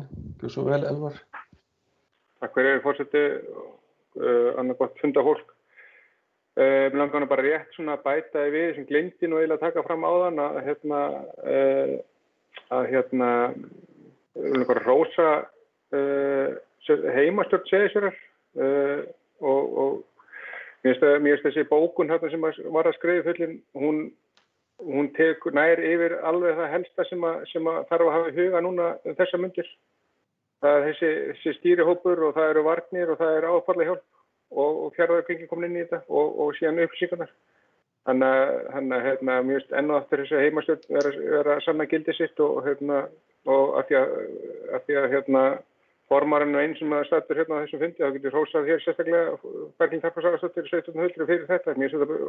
Og aðrir í heimastjórn, mér finnst þetta mjög vel unni bókuna í og samantekt á því sem þarf að fara yfir og mér finnst þetta góð hugmynd einnig með þetta dagatal að hafa eins konar viðburða dagatal hvað í gangi og hvað framöndan, eins og kom inn að nú eru sérfræðingar Veðurstofunnar í dag og í gær og flóðasjóður og föstu, þannig að þetta örugglega einfalda málið að geta bara smellt á eitt dagatal og sé hvað í boði. Takk fyrir. Takk fyrir Elvar. Sveitarstjórnarfulltrúi Jakob Sigurðsson hefur beðið orðið. Gjörðu svo vel, Jakob. Takk fyrir það, forseti og gott fundafólk. Það nú svo sem allt búið að koma fram hjá öðrum, þessi ætla að titla á en hins vegar bara taka það mjög mikilvægt að þessi upplýsingaflæði sé gott og það kom ekki upp einhver óviss eins og mann að með þetta. Og eins og sveitarstjórnarfulltrúi Elvar Snær Kristjánsson kom inn að segja allt eins og víðir þegar við talum að það komi allt bara fram hvað sem eitthvað að gera eða hvernig málin eru. við getum sagt það svo. Og hvað varðar hérna hreinsunarstarf, kostnaði 2/3 og 1/3, þá það, ef ég ekkert snúið tilbaka með það sem ég sagði hér í fyrsta fundi, að við þurfum að fá þetta hreint og þetta verði greitt af stjórnvöldum og ég trúi því að stjórnvöld standi við það að greiða þetta. Það getur eitthvað annað komið upp á sem að vera ekki greitt eins og Stefán Bogi kom inn að sem myndi lenda til hann sem eitthvað ófyrirséð sem á þeim komum seinna. Þannig að leggja áherslu á að þetta verði og trúi því að stjórnvöld komi að þessu að fullu. Takk fyrir. Þakka fyrir þetta, Jakob. Sveitarstjórnarfulltrúi Vilhjálmur Jónsson hefur beðið um orðið. Gjörðu svo vel, Vilhjálmur. Forseti og fundarmenn.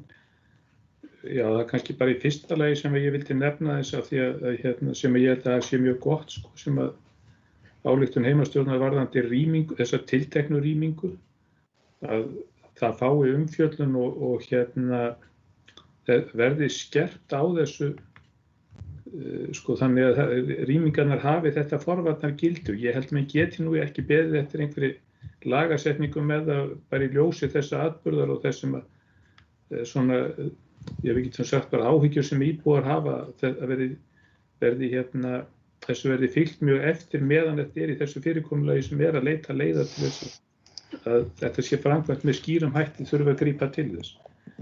Aðeins varðandi kostnaðarþátttökuna bara árétta sem ég held ég hafi sagt á síðasta fundi að ég tel að það sé mjög mikilvægt að sveitarfélagið reyna að halda utan þann kostnað sem til fellur og bæði fyrir hagsmunaaðila og íbúa það sem að lendir utan trygginga að maður að heyra af svona óljósum tjónum sem falla ekki endilega innan trygginga og tjónum sem kunna vera að koma upp seinna og þetta ferli sem kemur til með að taka töluverðan tíma og að nýta sko þennan sameiginlega starfshóp til þess að halda þessu á lofti gagnvart ríkinu. Það rifjast upp fyrir manni sko skriðuföll sem voru 2017 og við áttum í samskiptum þá, altså Seyðisfjarðarkaupstaðar við ríkið framlag til þess að mæta kostnaði við hreinsun og í því tilviki þá kom ríkið að hreinsuninni með 2/3 og það laut þá að útgjöldum sem urðu utan þess sem að viðlagatrygginga eða tryggingafélög tóku. En þarna náttúrulega að ræða miklu stærra dæmi, ég held að sé líka, þetta miklu sko, ég held að það sé miklu meira sem dulið ennþá, þannig að þessi kostnaður hann kemur til með að verða meiri. Þannig ég held að það sé mjög mikilvægt að halda vel utan það og síðan bara fagna ég því sem kemur fram hjá Stefáni Boga varðandi vinnu umhverfis- og framkvæmdaráðsins að hafa tilbúnar lóðir og ekki síst það að ekki bara sko í skipulagi heldur líka undirbúa lóðirnar, þannig að lóðirnar séu byggingar hæfar sem fyrst, af því ég held að það sé mjög mikilvægt að greiða úr þessum húsnæðismálum fljótt. Þakka fyrir þetta, Vilhjálmur. Orðið ennþá laust undir þessum lið ef einhver vill. Tillagan sem liggur fyrir, hún byggir á uppfærðum lóðalista yfir þær lóðir þar sem að ekki verður leyft að endurreisa hús. Hún liggur fyrir fundinum, hreyfi engin andmælum, þá lít ég svo á að tillagan sé samþykkt samhljóða án atkvæðagreiðslu og það verður þá bókað sem slíkt. Og þá erum við komin að lið 7 sem tillaga að friðlýsingu verndarsvæðis norðan Dyrfjalla og náttúruvættisins Stórurðar og það liggur fyrir tillaga að friðlýsingu verndarsvæðis norðan Dyrfjalla og náttúruvættisins Stórurðar og eftirfarandi tillaga liggur fyrir. Sveitarstjórn tekur undir með heimastjórn Fljótsdalshéraðs og gerir ekki athugasemd við fyrirliggjandi tillögu að friðlýsingu verndarsvæðis norðan Dyrfjalla og náttúruvættisins Stórurðar og samþykkir hana fyrir sitt leyti.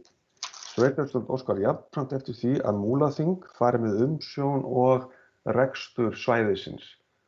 Og þessi tillaga liggur fyrir fundinum, orðið er laust og sveitarstjórnarfulltrúi Jakob Sigurðsson hefur beðið um orðið.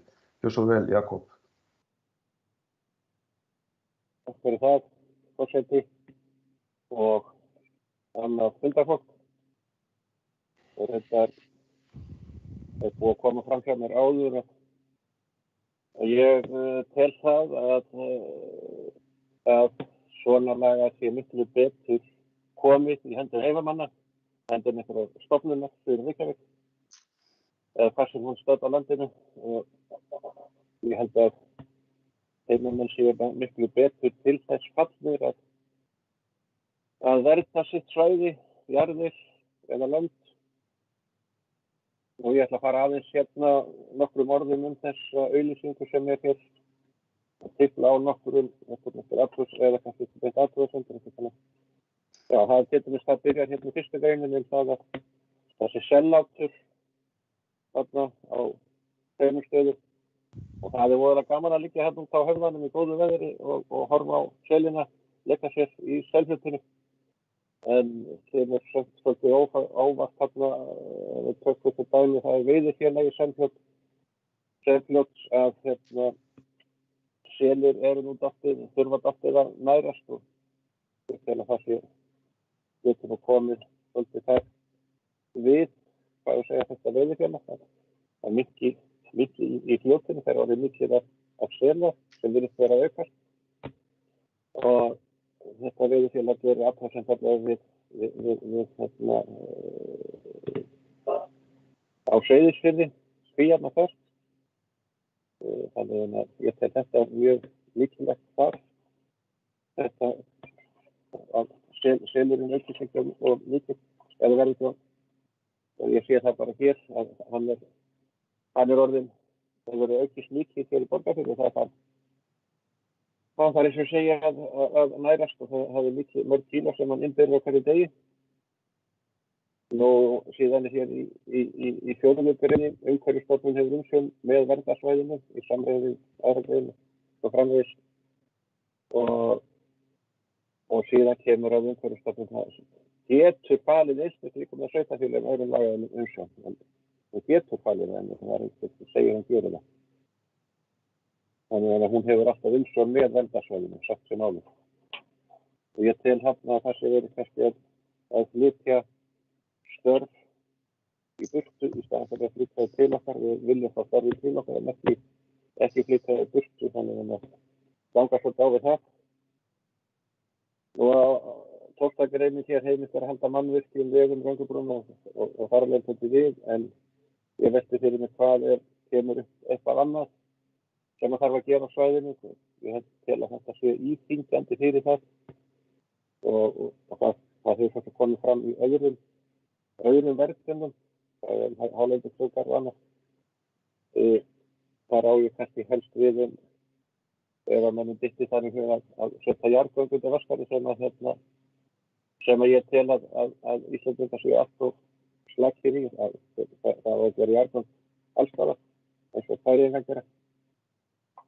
Og svo er gert ráð fyrir að landbúnaðarsvæði verði áfram á Unaðs og Heystálum. Sandbrekka er þarna að hluta til inn í þessu, það er ekkert minnst að hana í þessu. Hvað verður þar áfram? Og svo er réttur bænda og afréttur til beita stjórnum hans óbreyttur, en nánar skal fjalla beita svæðinu stjórnunar verndaráætlun. Og spurning hvað kemur fram þar. Ég fagna þessi í 14. greininni með hunda og annar gælutur sem er óheimilt að vera á svæðinu. Það hefur verið svoleiðis að það var óheimilt að vera með hunda á göngusvæðinu í stóru, en menn hafa ekki sitt í. Ég hef séð það margótt að menn fara alltaf með hundi sinni í bandi og sleppa honum. Það hefur orðið tjón hjá okkur út af þessu. Og ég fagna því ef þetta kemst á og við bara hver eftir að sjá til þess að svo verður ekki. Og það er líka hérna talað í 14. greininni fjarstýrða loftfara. Það er sérlega dróna á því líka. Ég veit til þess að þetta hefur verið, göngufólk var vart við þetta og var ekki mjög hrifið eftir að kemast í einhver dróni yfir það. menn geta þetta bregða sig á bak við stein og gera eitthvað, þannig að það kannski óhættulegt ef að dróninn kemur yfir. Það var ekki mjög ánægt með það og stroppaði þennan af og sagði að það ekki að sýna, það ekki með þetta, gerir sér ekki með þetta, það eitthvað inn á netið að hann væri að ferða þarna. Sérreglur náttúruvætti stórur kemur hérna fram í 16. greininni. Veiðar eru óheimilar innan náttúruvætti til að undanskildum veiðum á mink.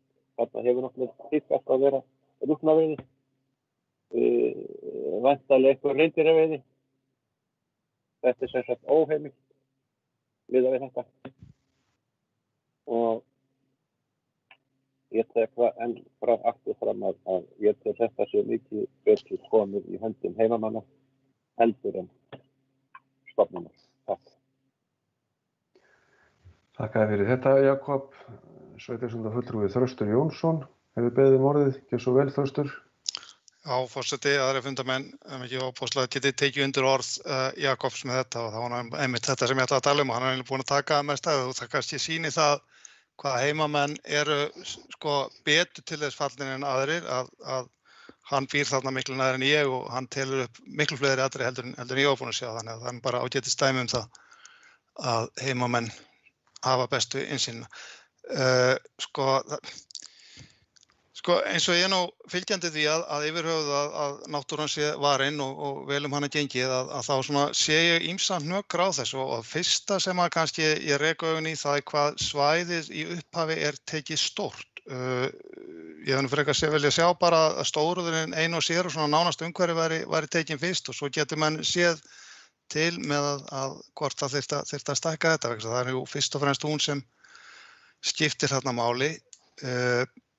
Svo eru það er náttúrulega svona dálítið sposk konflikt í þessu. Það stendur 16. greinin til dæmis að veiðar eru heimilar á svæðinu í samræmi við ákvæði laga þar og fengnu leyfi landeiganda.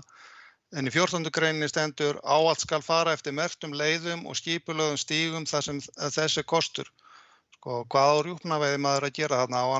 Má hann bara skjóta þá af göngustígnum?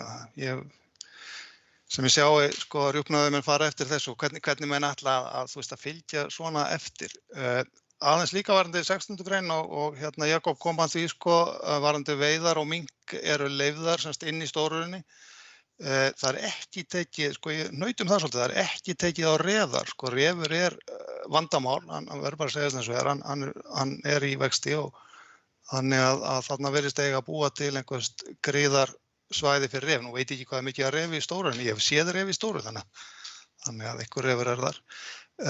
Svo þetta sem Jakob að hafa stærstu áhyggjurnar og ég svo hjartanlega sammála honum með það og þetta kannski svolítið Reykjavíkurfóbía, ég veit það ekki með sérfræðingarnir sunnan en samt og það er einmitt þessi grein sem hann fór í sem er ekki 4. greinin að Umhverfisstofnun hefur umsjón með verndarsvæðinu í samræmi við 2. málsgrein bla bla bla bla en hún getur falið einstaklingum sveitarfélögum og öðrum lögaðilum umsjón og rekstur á svæðisins. Í bókunni sem liggur til grundvallar núna, þar stendur sveitarstjórn óskar jafnframt eftir því að Múlaþing fari með umsjón og rekstur svæðisins. Ég náttúrulega alltaf rosalega ákafur en mér finnst það mætti hnykkja á þessu og segja einfaldlega að sveitarstjórn krefst þess að Múlaþing fari með umsjón og rekstur á svæðisins. Þannig að það sé gerðs bara skýr krafa það og einmitt í þessu ljósi að mér finnst alltaf svona vont þegar svona tekið og flutt einhver suður á land þar sem hafa miklu minni innsýn í hlutina alveg hinum einu landinu, bara eðlilega. Þannig að ég tek undir allt sem Jakob segir og kem þessu svona álega sér líka. Takk fyrir. Takk að þið fyrir, Þröstur. Sveitarstjórnarfulltrúi Stefán Bogi Sveinsson hefur beðið orðið. Gjörðu svo vel, Stefán. Jú, takk fyrir, forseti og ágætt að funda fólk. Það stendur mér nú nokkuð nærri að tjá mig undir þessum máli, enda hef ég setið þarna í hópnum sem hefur unnið að því að móta þessar tillögur. tilnefndur sem fulltrúi Fljótsdalshéraðs á sínum tíma og það var raunar Fljótsdalshérað fyrst náttúruverndarnefnd Fljótsdalshéraðs og í framhaldi bæjarstjórn sem óskaði eftir því að þetta friðlýsingarferli yrði hafið á sínum tíma. Það var ekki gert út í bláinn heldur vegna þess að það var í rauninni ósk landeigenda að það yrði gert.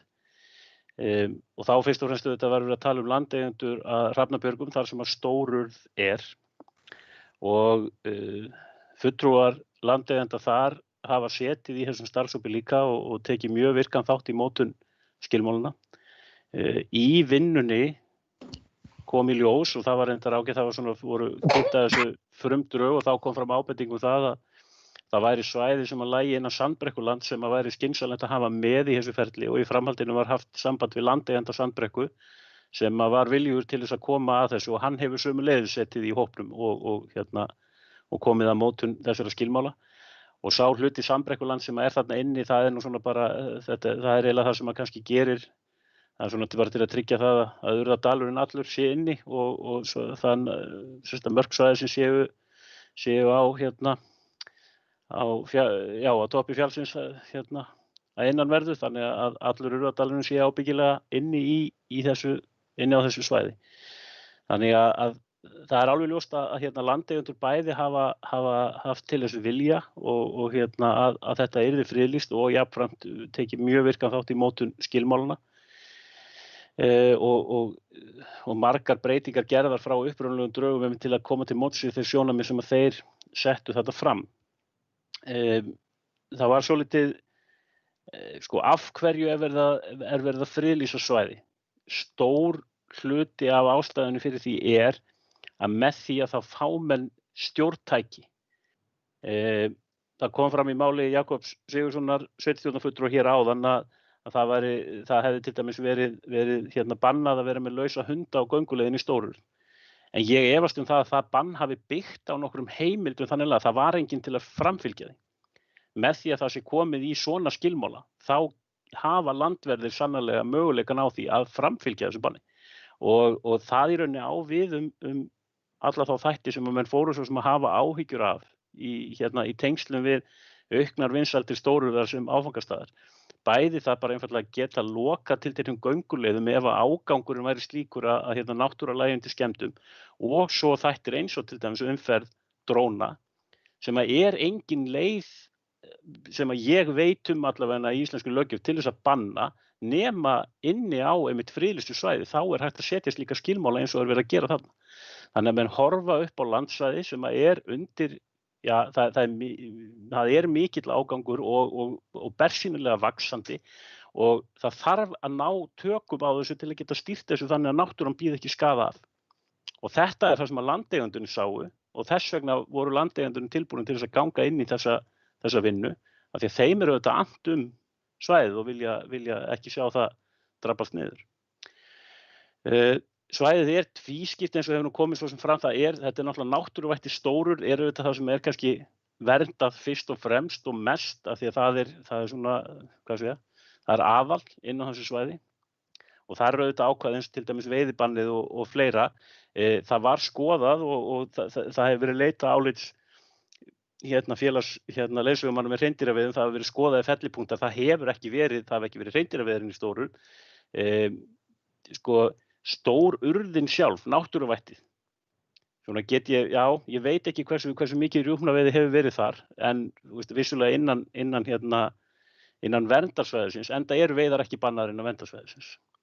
Og þetta ákvæði sem vísa var til göngu á merktum leiðum og slóðum, ég held að það sé augljóst einmitt að það er náttúrulega fyrst og fremst þá sem eru að ganga svæðið, sem sagt, eru á leið í Stórurð, það menn sé ekki ganga út allir haldi sig við leiðirnar. Þeir sem eru þannig í öðrum tilgangi, þeir þurfa að fara þangað sem þeir fara, en þeir gera það þá innan þeirra reglna og marka sem þeim eru settar.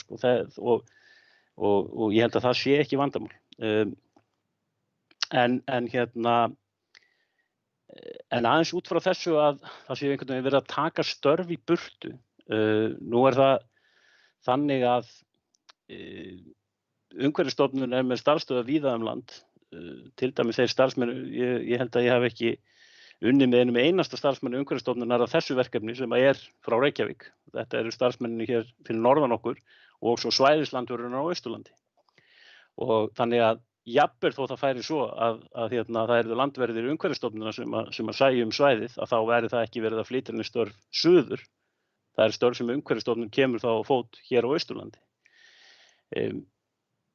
Í þessari vinnu fram til þessu þá hefur það ekki verið áhersluatriði, var það ekki af hálfu bæjarstjórnar Fljótsdalshéraðs að þetta yrði í umsjá sveitarfélagsins, einfaldlega vegna þess að það er auðvitað verkefni sem þarf að sinna. Það þarf þá að ráða umsjónaraðila og axla aukna ábyrgð á því verkefni að halda utan á svæðið. Þessi áhersla núna kemur fram frá heimastjórn og ég bara gott og vel, ef það er viljinn og kannski það sem hefur breyst núna er það að í þessu sameinaða sveitarfélagi þá er nú þannig að við höfum ákveðna reynslu af þessu. Það er slíkur umsjónarsamningur Teigarhorn og í Berufirði sem að Djúpavogshrepur gerði á sínum tíma og mér skilst að reynslan af honum sé góð og það er þá kannski einmitt að við höfum þá kannski aðeins aðrar forsendur heldur en Fljótsdalshérað hafði til þess að segja já, við viljum gjarna vera leiðandi gagnvart rekstri okkar friðlýstu svæða. Áherslan hjá okkur fyrst og fremst í þessari vinnu hefur eiginlega verið á það að þeir aðilar sem að hafa þegar sinnt landvörslu á svæðinu sem er Ferðafélag Íslands, Ferðafélag Fljótsdalshéraðs, samkvæmt samningi þar og með framlögum frá ríkinu, að það sé eðlilegt að það sé leita til þeirra áfram, þannig að það sé einhvers konar samfella í landvörslu sem er þá bæði inn á þessu verðandi friðlýsta svæði og svo víknaslóðum sem eru eins og verið hefur undanfarin ár.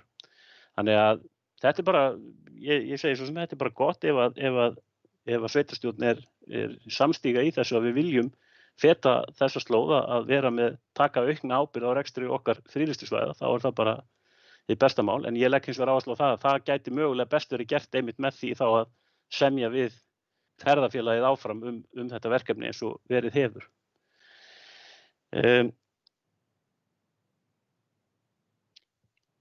Þetta er í auglýsingaferli og við höfum ekki jafnóðum fengið upplýsingar um það hverjir hafa skilað athugasemdum. Það getur vel verið að það hafi komið fram athugasemdir sem að þarf þá að fara yfir í þessum starfshóp og getur vel verið að taka einhverjum breytingum út frá þeim.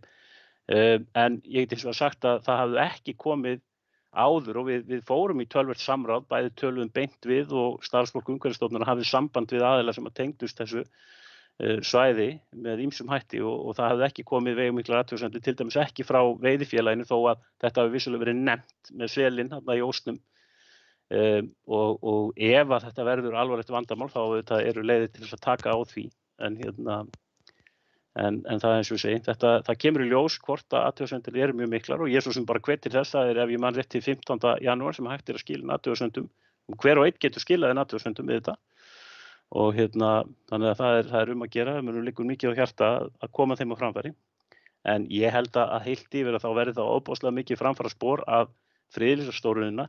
Ég hef sagt það áður, ég held að Stuðlagil hafi bjargað stórurð vegna þess ef að Stuðlagil hefði ekki orðið eins vinsælt og raun ber vitni að þá hefðum við séð mjög stóran hluta af þeim sem örkuðu í Stuðlagil síðasta sumar, arkað inn í stórurð með bara, ég ætla bara að segja, með skelfilegum afleiðingum fyrir gróður og umhverfið þar.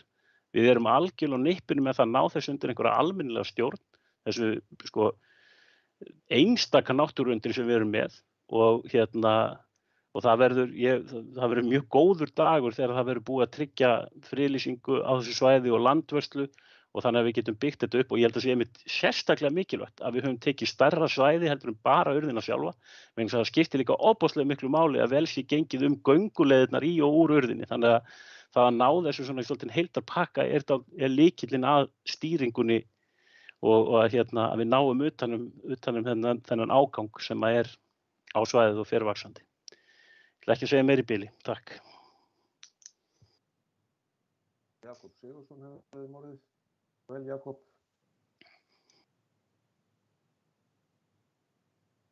Já, forseti, gott fundahort, það heyrist í mér ekki. Það sem að sveitarstjórnarfulltrúi Þröstur Jónsson kom inn á, það er varðandi greinina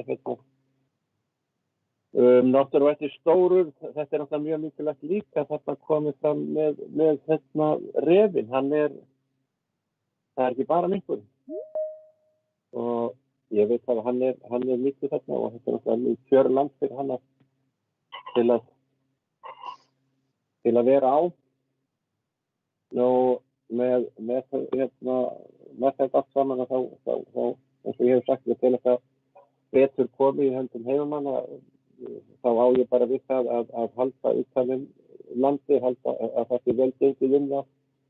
Ég treysti alveg heimafólki til þess.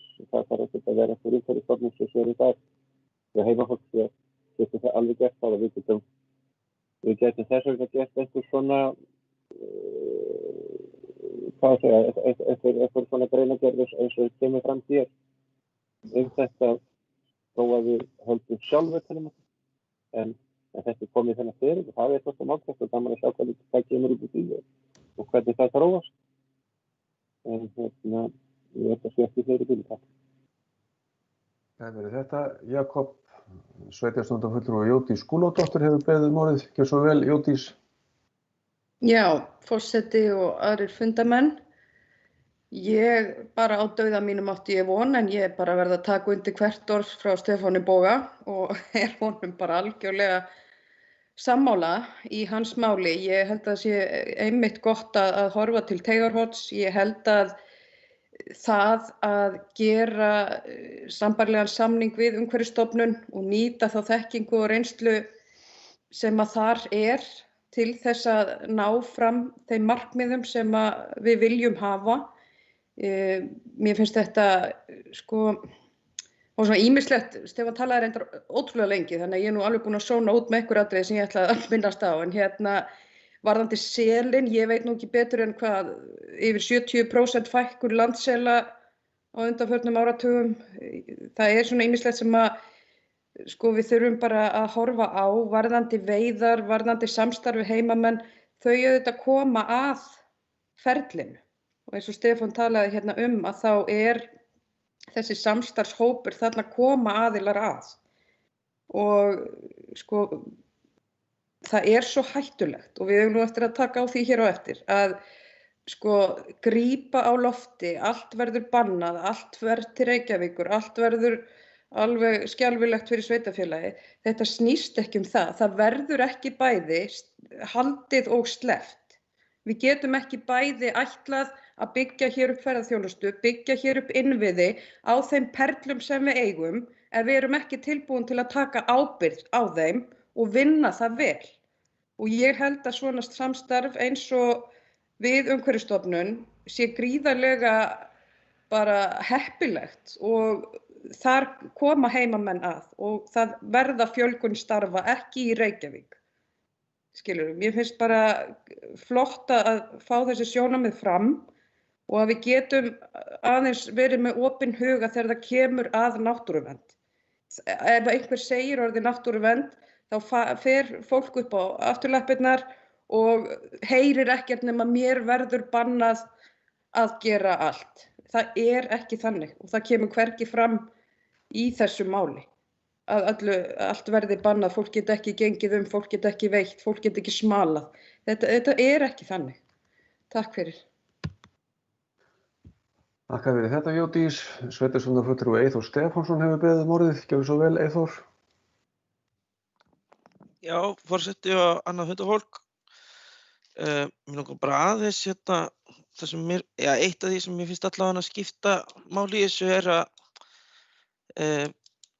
sem sagt að það verkefni í gangi varðandi landverslun á svæðinu sem í samstarfi við landverslun á Víkum.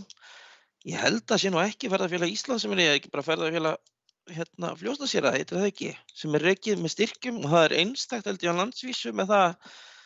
Þetta held ég eina landvarslan á landi í einkaeigu á landinu og hefur gengið mjög vel og mælst mjög vel fyrir Borgarfirði, annað en hugmyndir friðlýsingu sem var mótmælt mjög harðlega því að meðfram þessum hugmyndum þessa friðlýsingu sem við fjallum hér þá komu hugmyndir og við fengum heimsókn frá ráðherra þar sem var stungið upp á að friðlýsa allan Borgarfjörð og það mældist ekki vel fyrir allana. Þannig að ég vona bara að og hef svo sem ekki ástæðu til að ætla annað en ef að verði af þessu að þá muni það verkefni halda áfram.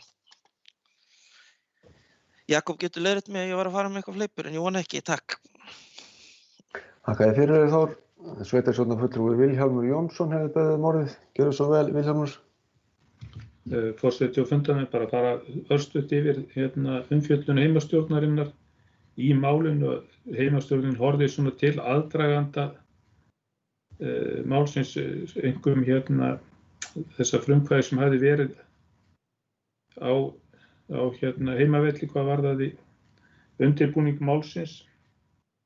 Nú einnig hins að þó að sé í auglýsingunni megi finna þarna ákveðnar takmarkanir eins og búið að rekja ágætlega hér að það gætu allir aðilar komið inn umsögnum sem að máli snerti, og það voru aðilar í sambandi við heimastjórnina sem einmitt var bent á að koma sínum sjónarmiðum á framfæri eftir því sem að tilefni væri talið til.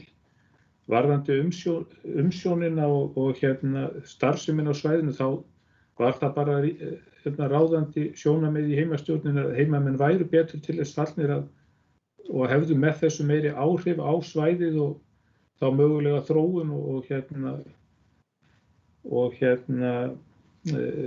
þróun starfseminnar á svæðinu og horfðu til þess að þetta væri framseljanlegt til dæmis ferðafélagsins hvað varðaði framkvæmd eða þessa framkvæmd starfseminnar á svæðinu. Grunnforsendan auðvitað að því að verkefni sé fjármagn.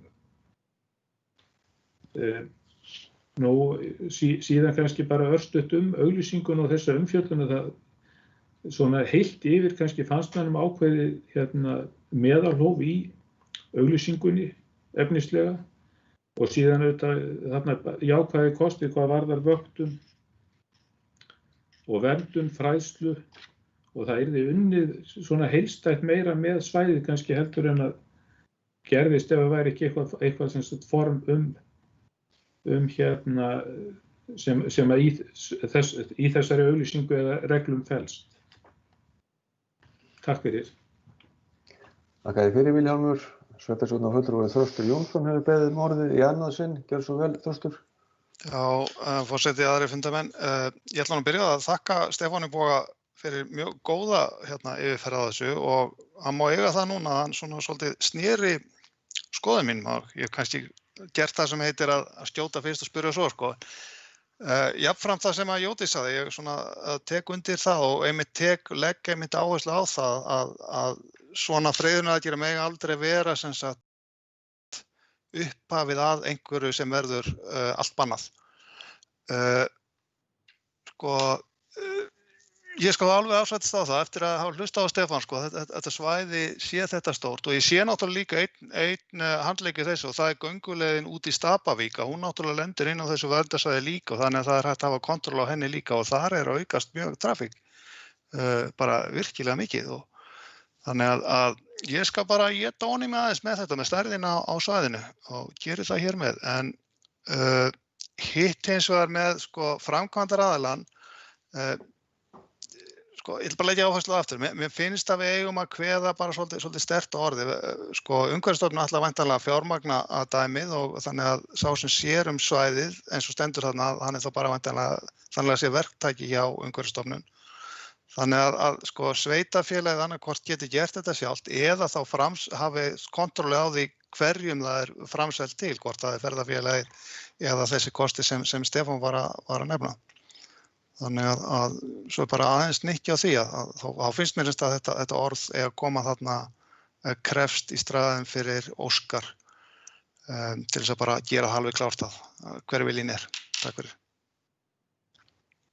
Já, þakka fyrir þetta, Þröstur. Sveitarstjórnarfulltrúi Jakob Sigurðsson hefur kveðið þessi hljóðs í þriðja sinn. Ég lít svo á að þessi til andsvara. Gjörðu svo vel, Jakob. Já, forseti og gott fundarfólk. Það er kannski aðeins varðandi þetta. Ég er nú kannski ekkert að horfa á þetta endilega sem að þetta sé eins og kom þetta fram hjá henni Jódís í sveitarstjórnarfulltrúa að þetta sé boð og bönn. Það er ekki það sem er að Já, heldur finnst mér þetta bara, það er ekki prófað að því. Mér finnst þetta verið betur komið í hendur heimamanna. Það er það sem ég er að meina. Nákvæmlega það og ekkert annað. Nú hvað varðar það fagnaði ég því náttúrulega að ef að þetta kemst í hendur heimamanna, af því að ég vil ekki sé það. Og ég finnst að það eigi bara að kveða þessi stýrar á það eins og Þröstur Jónsson, sveitarstjóri hefur nefnt þetta. Nú, Stefán Bogi, sveitarstjóri, vissi nú kannski ekki alveg hvað svo mikið rjúpnaveiði hefur verið í Stórurunni. Það vildur svo til að ég var nú hér áður fyrir að við erum ekki treimagangur hjá hann í Geirmundur minni og Stöldbrekku. Öndvegi snaður, þegar fallið mér frá. Og hann sagði mér ofta því, þegar hann fór í rjúpnaveiði upp í Stórur, hvaða tímar strax var bestir sólarhringsins. Og mjög gaman að hlusta á þetta og Geirmundur skemmtilega maður.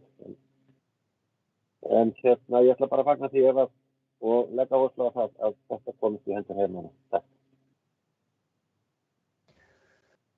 Takk fyrir Jakob. Sveitarstjórnarfulltrúi Elvar Snær Kristjánsson hefur beðið um orðið. Takk fyrir forseti, ágætt að funda fólk. Þetta er búið að vera góðar umræður.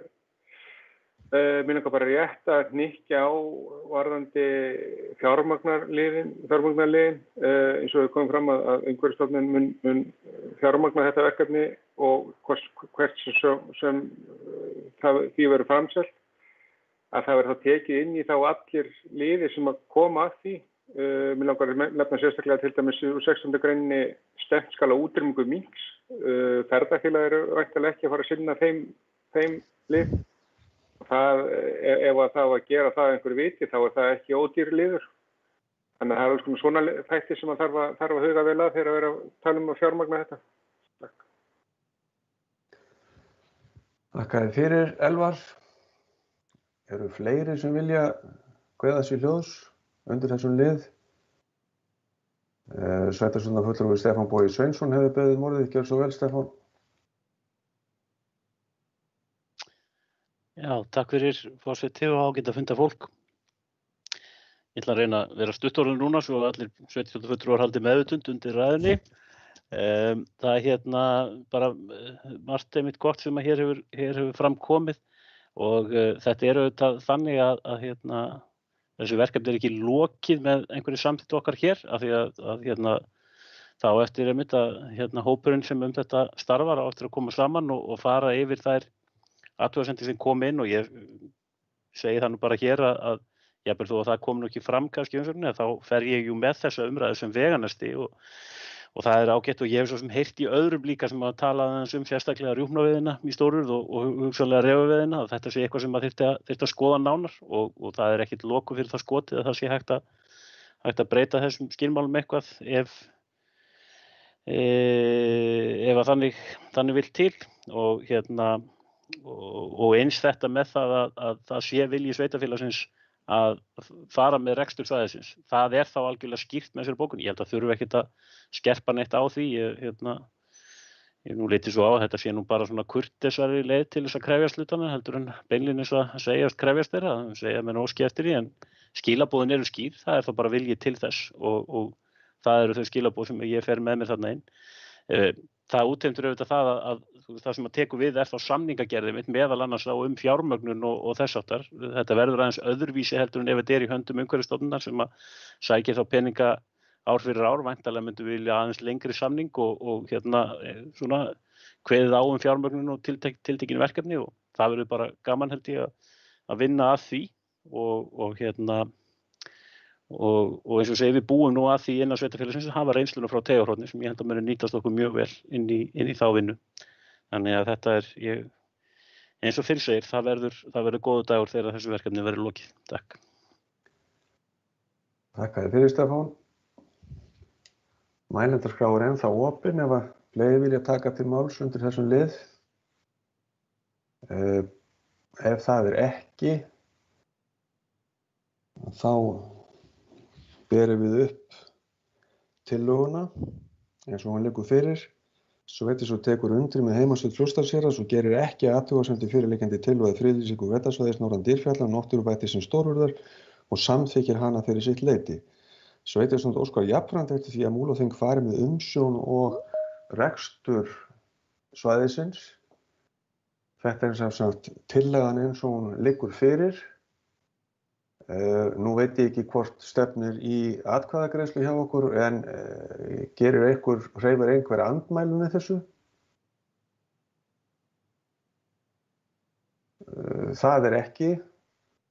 Þá skoðast þessi tillaga samþykkt samhljóða án atkvæðagreiðslu. Sveitarstjórnarfulltrúi Þröstur Jónsson hefur beðið um orðið. Gjörðu svo vel, Þröstur. Ég var aðeins svo seinna á mjútið, sko.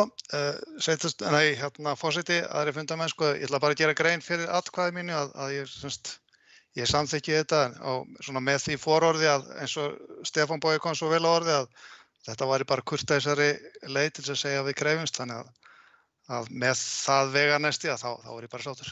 Takk. Takk fyrir þetta, Þröstur.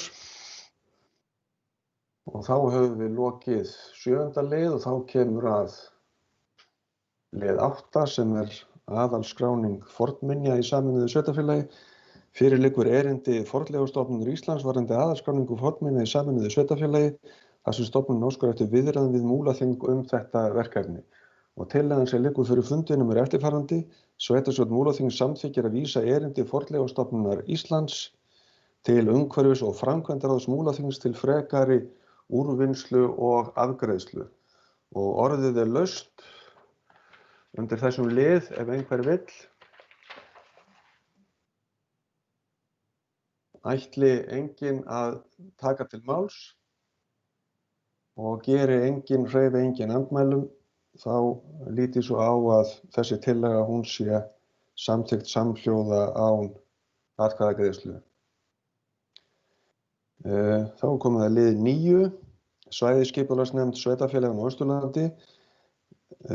Fyrir liggur erindi frá sambandi sveitarfélaga á Austurlandi dagsett 7.12.2020 þar sem framkom meðal annars að óskað eftir staðfestingu sveitarfélagsins á breyttum starfsreglum svæðisskipulagsnefndar Austurlands.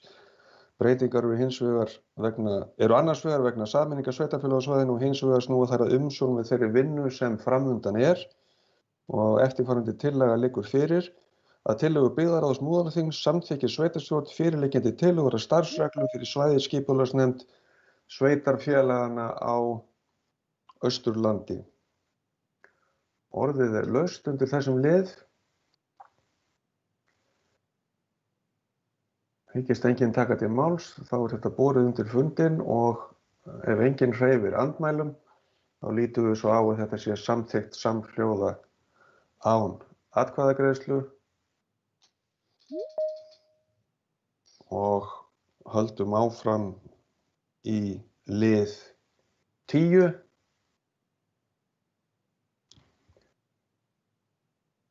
Liður 10, erindi vegna listasafns fyrir alþjóðlega myndlist, Vogaland 5, Djúpavogi. Fyrir liggur erindi frá Sigurði Guðmundsssyni og Þóru Vigfússyni varðandi húsnæði og Djúpavogi fyrir safn fyrir alþjóðlega myndlist. Erindið stílað á sveitarstjórn Múlaþings. Og eftirfarandi tillaga liggur fyrir. Sveitarstjórn Múlaþings vísar erindinu til byggðarráðs Múlaþings til frekari vinnslu. Orðið laust undir þessum lið. Sveitarstjórnarfulltrúi Stefán Bogi Sveinsson hefur beðið orðið. Gjörðu svo vel, Stefán. Forseti, ágætt að funda fólk. Ég vildi aðeins bara taka stuttlega hér til máls og lýsa því yfir að mér þykir þetta mjög spennandi hugmynd og alltaf gaman að sjá að það er svona verið að horfa til þess að byggja á einhverju sem að hefur verið í gangi og leitast við að stíga næstu skref og fara hærra og það eru í þessu held ég miklir möguleikar og þetta er spennandi og það er tengingar og þau sambönd sem hafa myndast hjá Djúpavogshreppi við myndlistarheiminn eru þessu eðlis að ég held að það sé full ástæða til að gefa þessu virkilega gaum. Að því sögðu þetta þá skiptir verulegu máli að við sjáum fyrir okkur að raunhæfar áætlanir þá uppbyggingu sem þarna er stungið upp á og kannski ekki síst vegna þess að þarna er að ræða húsnæði sem er á, já, þetta er staðsetning sem er mjög áberandi á Djúpavogi og húsnæði sem er komið í mjög bráða þörf á viðhald. Þannig ef ekki á illa að fara og þannig að ég held að ég legg nú svona áherslu á það gagnvart byggðarráði að það verði horft til þess að þetta verði gert. Það verði teknar ákvarðanir svona frekar hraðar heldur en hitt vegna þess en hugmyndin er góð og það er alltaf jákvætt þegar koma innlegg með þessum hætti frá fólki í sveitarfélaginu sem er tilbúið til þess að leggja á sig vinnu til þess að byggja upp í samstarfi við sveitarfélagið. Það finnst mér mikilvægt að sveitarfélagið sé tilbúið til þess að vinna með og nýta slíka krafta. Takk. Þakka þér fyrir, Stefán. Sveitarstjórnarfulltrúi Jódís Skúladóttir hefur beðið orðið. Gjörðu svo vel, Jódís. Já, forseti og aðrir fundamenn. Ég fagna þessu erindi mjög og legg til að við reynum að fylgja þessu úr hlaði. Það er mjög mikilvæg punktur sem að Stefán kemur inn á, það er staðsetningin á þessu umrædda húsi sem er í mjög slæmu ásigkomulagi og samkvæmt plönum þetta verkefni þá verður uppbygging á húsnæðinu þannig að mikill sómi verður af og passar vel við heildarmyndina af voginum. Ég minni einnig á að við tölum mikið fjölbreytt atvinnulíf og ég held að þetta sé þannig verkefni.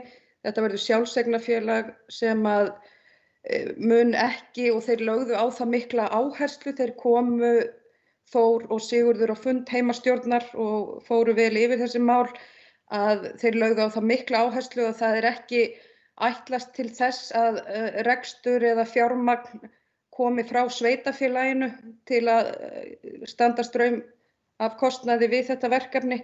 Þarna er verið að tala nánast ónýta fasteign og ég held að það sé mjög gott að byggðarráð fari þá yfir það með hvaða hætti væri hægt að koma til móts við þessa beiðni og við auðvitað þekkjum af sárri reynslu hérna af héraði að einhver kemur inn og með stórar hugmyndir framtíðarplönu, við horfum bara til Eiða og svo verður lítið úr en þannig að mér finnst alveg ekkert að því að sveitarfélagið geri einhverja ákveðna svona tryggingar eða kröfur það að þarna verði þessu fylgt vel eftir en ég bara legg á það ríka áherslu. Þetta er gríðarlega flott verkefni og einmitt styrkir innviði Djúpavogs með bara öflugum hætti sem að hefur skapað sér ótrúlega sérstöðu hvað varðar menningu og listir og hefur skapað gríðarlega fjölgun ferðamanna bara eins og Eggin í Gleðuvík og annað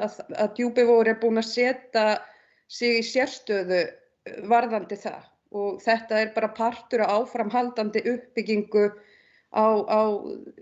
í þessum málaflokki. Takk fyrir mig. Þakka þér fyrir, Jódís. Sveitarstjórnarfulltrúi Elvar Snær Kristjánsson hefur beðið orðið. Gjörðu svo vel, Elvar. Forseti, ágæta fundafólk. Ég vil bara taka undir það sem fram hefur komið hér. Þetta er spennandi verkefni. Stórt áberandi hús í slæmu ásigkomulagi sem ég held að sé vert og hvet byggðarráð til að hafa stakkin svolítið þröngan. Þannig að það sé einhverjar tímamörk á uppbyggingum hérna og því sé þessi haldið utan það. Takk. Þakka þér fyrir, Elvar. Eru fleiri sem vilja kveða sig hljóðs undir þessum lið? Sveitarstjórnarfulltrúi Hildur Þórusdóttir hefur beðið orðið. Gjörðu svo vel, Hildur. Já, takk forseti og fundamenn. Mér langar bara að taka undir orð þeirra sem hafa kveðið sig hljóðs máli að þetta er bara spennandi framtak heimamanna, hús sem að þarfnast viðhalds og endurbyggingar og þetta svona er eitthvað sem gæti aukið sérstöðu Djúpavogs og lífsgæði íbúa enn frekar. Það sem kannski skiptir svona miklu máli í mínum huga er að við reynum að vinna þetta svolítið hratt en að vanda verði til verka þegar kemur að samningagerðinni. Þannig að þau áform sem að standa til að þau muni standast. Ná í bili. Takk. Takk fyrir þetta, Hildur. Sveitarstjórnarfulltrúi Þröstur Jónsson hefur beðið orðið. Gjörðu svo vel, Þröstur. Já, bara örstutt, það eiginlega sama. Ég ætla bara að lýsa gleði minni með þetta framtak og þessari uppbyggingu sem að verða þarna í Djúpavogi og eiginlega bara hrósa heimastjórninni í Djúpavogi sérstaklega því að Jódís nú þarna og hérna mér finnst að sýna þetta verkefni sko hvað heimastjórnir eru reyni bara núna á þessum fyrstu mánuðum að virka vel. Þetta er eitt af mörgum dæmum það og ég er eiginlega mjög ánægður með það hvernig þetta tilraunaverkefni með heimastjórnirnar hvað er að takast vel.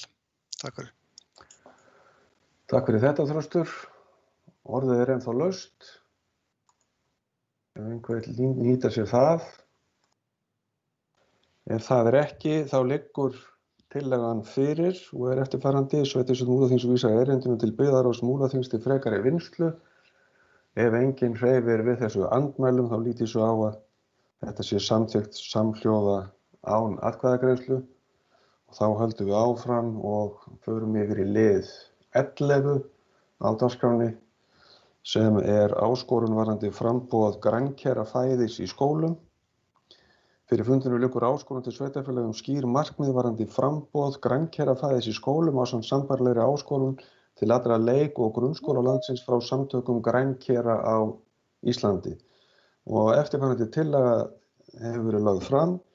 Sveitarstjórn Múlaþings vísar fyrirliggjandi áskorun varðandi framboð grænkera fæðis í skólum til fjölskylduráðs Múlaþings til skoðunar og frekari vinnslu. Orðið er laust undir þessum lið.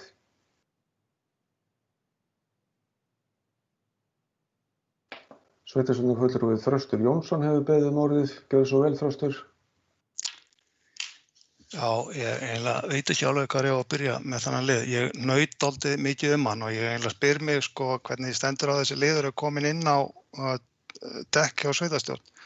Sko bara að fara inn á heimasíðuna hjá þessum ágætu samtökum sem sjálfsagt að gera hlutin í góðri trú en þar stendur stórum stöfum ofan á mynd af 2 lömbum.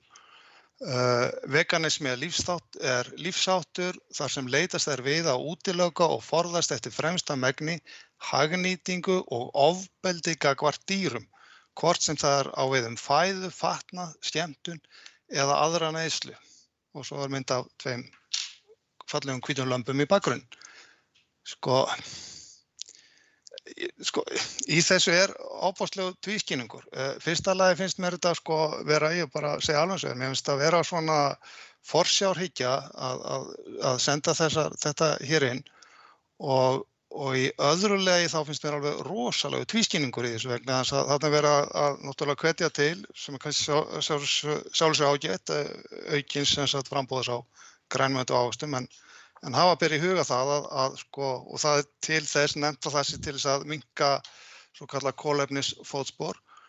En megnið af ávöxtum og grænmeti er innflutt til landsins, sumt með þessu allarlega frá Nýja-Sjálandi, þannig að það er nú orðið eitthvað þungt á því kolefnissporið í kívíinu þegar það er komið á diskinn hjá barni í grunnskóla.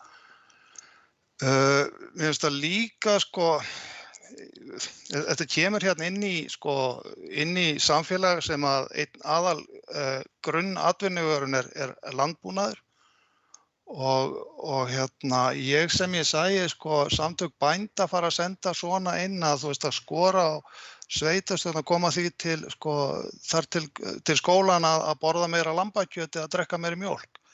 Þetta er svona forræðishyggja einhverra samtaka og svo verið að vitna þarna af mörg börn þau hafi þess á hina skoðun á þessu málum og ég veit það ekki, mín ungdæmi þá ólu foreldrar upp börn en ekki öfugt.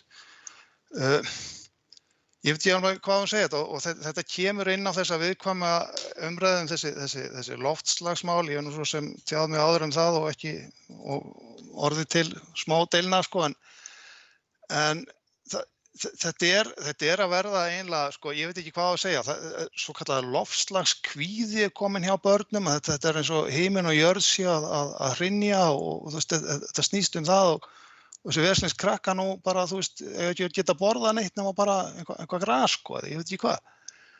Þannig að ég förði mig fyrstu lagi að þetta sé komið fram og margt þarna svona trúarbrögð sem koma fram og ég meina það er nýkomið fram sænsk rannsókn í virtu tímariti Agronomy Journal að kolefnisfótspor landbúnaðar er langt ofmetið, skrifað af prófessori við háskólann í Linköping og menn bara gleymdu, Sameinuðu þjóðirnar, bara gleymdu að taka tillit til ljóstillífunar á ræktarlandi hjá bændum og það gjörbreytir myndinni, þannig að kolefnisspor, þetta sko, það voru að gera bændur að einhverjum blóraböggli fyrir sko rollurnar með ekki prumpa og ekki beljurnar heldur og þetta svo hræðilegt allt saman.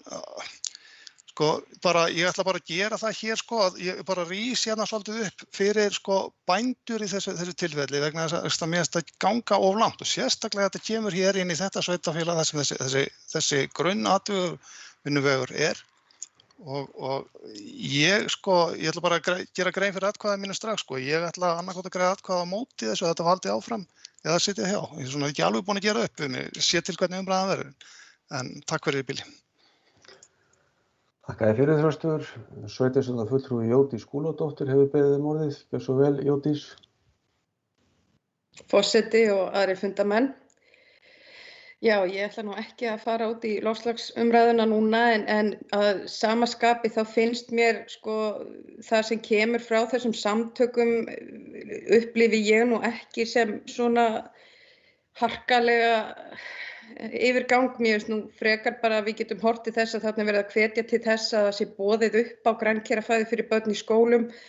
Það er alveg sama hvaða skoðun við höfum á einstökum málaflokkum en þegar að einhver hluti íbúa okkar sveitarfélags eru að kalla eftir ýmsu og ég hef lagt á það mikla áherslu og við í VG að allar raddir fá að heyrast, að allir hafi rétt til að lifa sínu lífi og gera það sem þeir vilja á meðan að það er ekki kannski að brjóta gegn öðrum og það að bjóða upp á auki grænkerafæði í skólum get ég nú ekki séð sem einhvers konar stórkostlegan yfirgang gagnvart öðrum íbúum en ég er bara sammála því að þetta fari til fjölskylduráðs og þar verði þetta bara unnið faglega og einhver niðurstaða komist í málið. Takk. Þakka þér fyrir, Jódís. Sveitarstjórnarfulltrúi Stefán Bogi Sveinsson hefur beðið orðið. Gjörðu svo vel, Stefán. Forseti og ágæta fundarfólk. Ég ætla nú bara eins og bregðast við þeim hluta af ræðu Þröstar Jónssonar sem snýr svona hinu tæknilega að mínu viti, það er að segja hvað er þetta að gera á borði sveitarstjórnar. Eins og ég skilja þetta þá er það bara þannig að erindið er sent sveitarstjórn og við talaðum það áður undir öðru lið hérna, það sé mikilvægt að við sem stjórnvald við höfum eyrun opin og við séum tilbúin til að hlusta og taka við erindum og hugmyndum og þannig er með þetta, það eru samtök sem hafa skoðun og þau vilja koma á framfæri við sveitarstjórn og þá sé ég ekkert eftir mínútunum sem fari það að taka máli fyrir á sveitarstjórnarfundi. Hins vegar er það þannig í okkar kerfi að þessi máli fjalla á í fjölskylduráði og það er það bara rétt að þetta kemur hingað fólksins vegna þess að beint til sveitarstjórnar ef við skilum þetta rétt og við vísum þessu til fjölskylduráðs til umfjöllunar og það er bara svona held ég allt í góðu lagi með það að hlusta á mismunandi raddir og staðreyndin er sú að það er þessu sem það er að tala um. Staðreyndin er sú að þeim fer fjölgandi í okkar samfélagi sem að borða eingöngu grænkerafæði og það er eitthvað sem að sveitarfélög eins og aðrir þurfa að skoða. Ég er ekkert að segja það ég eitthvað endilega bregðast við þessu með einum með öðrum hætti en mér finnst allan ekkert óeðlilegt við að það komi erindi þessu efni til sveitarstjórnar og við vísum þeim áfram. Takk. Þakka þér fyrir, Stefán. Sveitarstjórnarfulltrúi Elvar Snær Kristjánsson hefur beðið orðið. Gjörðu svo vel, Elvar. Forseti, ágæta fundarfólk. Grunaði nú leið og ég sá að Stefán Bogi Sveinsson, sveitarstjórnarfulltrúi bara undan mér á orði að það myndi taka af mig það sem ég ætlaði að segja. En ég ætla ekkert að tjá mig endilega um mína skoðun á þessu hér og nú, enda fæ ég tækifæri til þess í fjölskylduráði.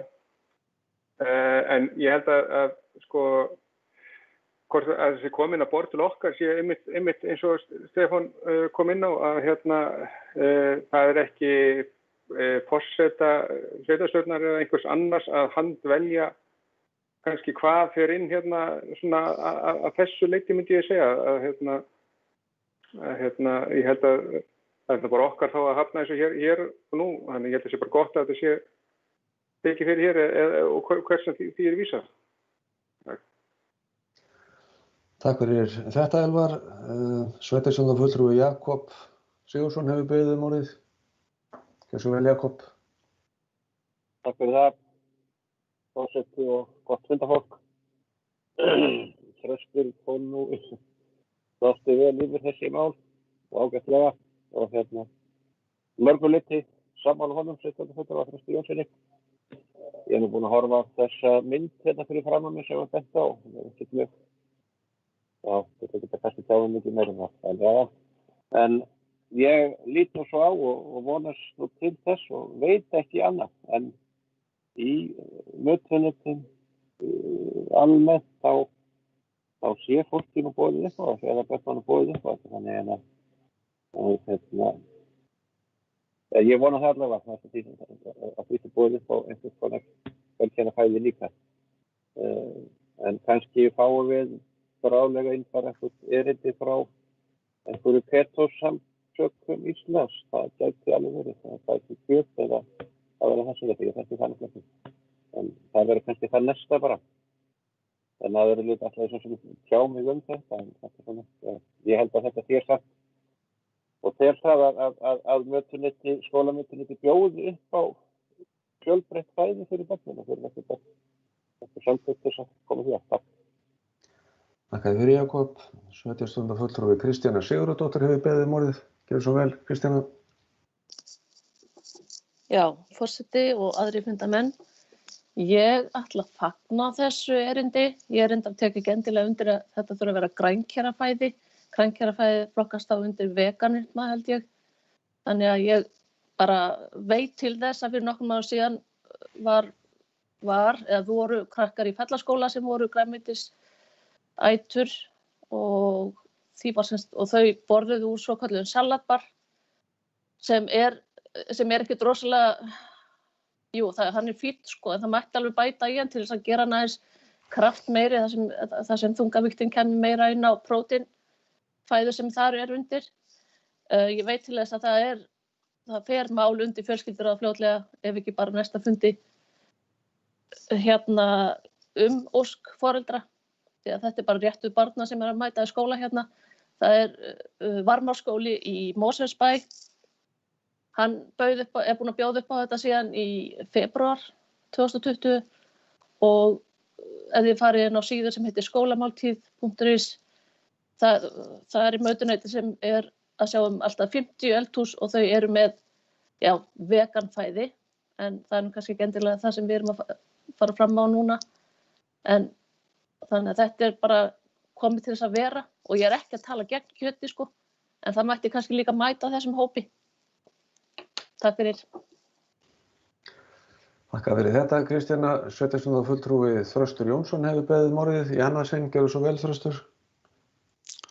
Já, bara svo ég leggi áherslu á það, ég er alls ekki á móti grænmeti og að börn fái sem fjölbreyttasta fæðu í þessum mötunetum og ég held að þau standi sig bara mjög vel og það sé jafnvel gott samtal þar á milli skóla og foreldra að því best veit. Þannig að það er ekki það sem málið snýst fyrir mér. Það sem málið snýst fyrir mér er það þegar að koma svona erindi frá samtökum eins og þessu sem eru svolítið út á kant. Það verður nú bara að segjast eins og og hafa það á heimasíðu sinni að tilvísin í það að í þessu tilfelli þá sauðfjárbændur séu bara ofbeldismenn gegn dýrum í það heila bara samviskamenn bara fæ í magan af þessu og ég get eiginlega ekki tekið við skilaboðum frá svona samtökum sem eru svona út á kant hvað þetta varðar og þannig rauninni verið það er ekki verið að hugsa það hvort börnin fái holla fæðu, það er verið að hugsa það hvað það sé hræðilegt að borða eitthvað annað en grænmeti vegna þess að þá ferst heimurinn út af því að kolefnissporið verður svo svakalegt. Þessu blessaða kolefni sem nú nauðsynlegt plöntum til þess að vaxa og því meira kolefni, því meira verður þá ávöxtum og grænmeti. Þannig að þetta bara fer svolítið eins og það heyrið, þetta fer fyrir brjóstið á mér og ég ætla að greiða atkvæði á móti þessu. bara, og þó það var ekki annað en bara með virðingu fyrir íslenskum bændum sem er búin að byggja þetta land og brauðfæða það í árhundruð. Takk fyrir.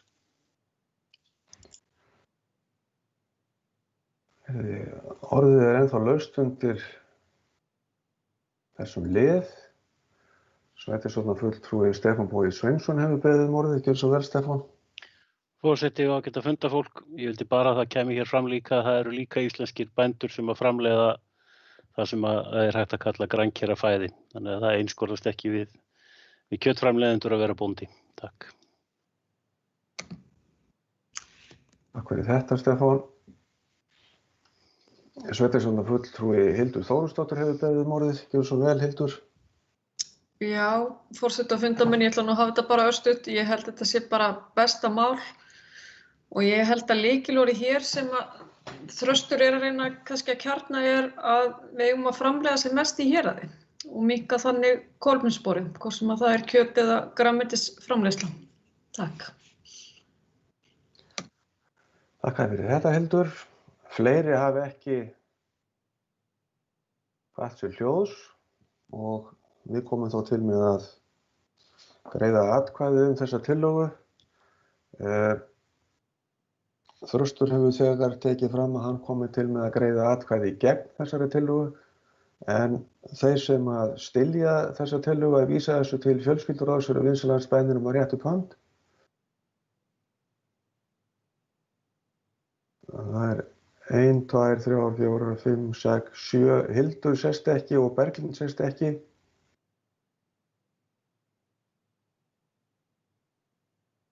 Ég held að ég sjái það rétt þá að það eru þá 10 hendur á lofti. Takk. Þeir sem eru á móti, það er þá Þröstur 1 og þar með þessi tillaga samþykkt með 10 atkvæðum gegn 1. Forseti vill taka fram jafn mikið og hann fagnar málefnalegum og góðum umræðum að nú er klukkan orðin að verða korter yfir 4.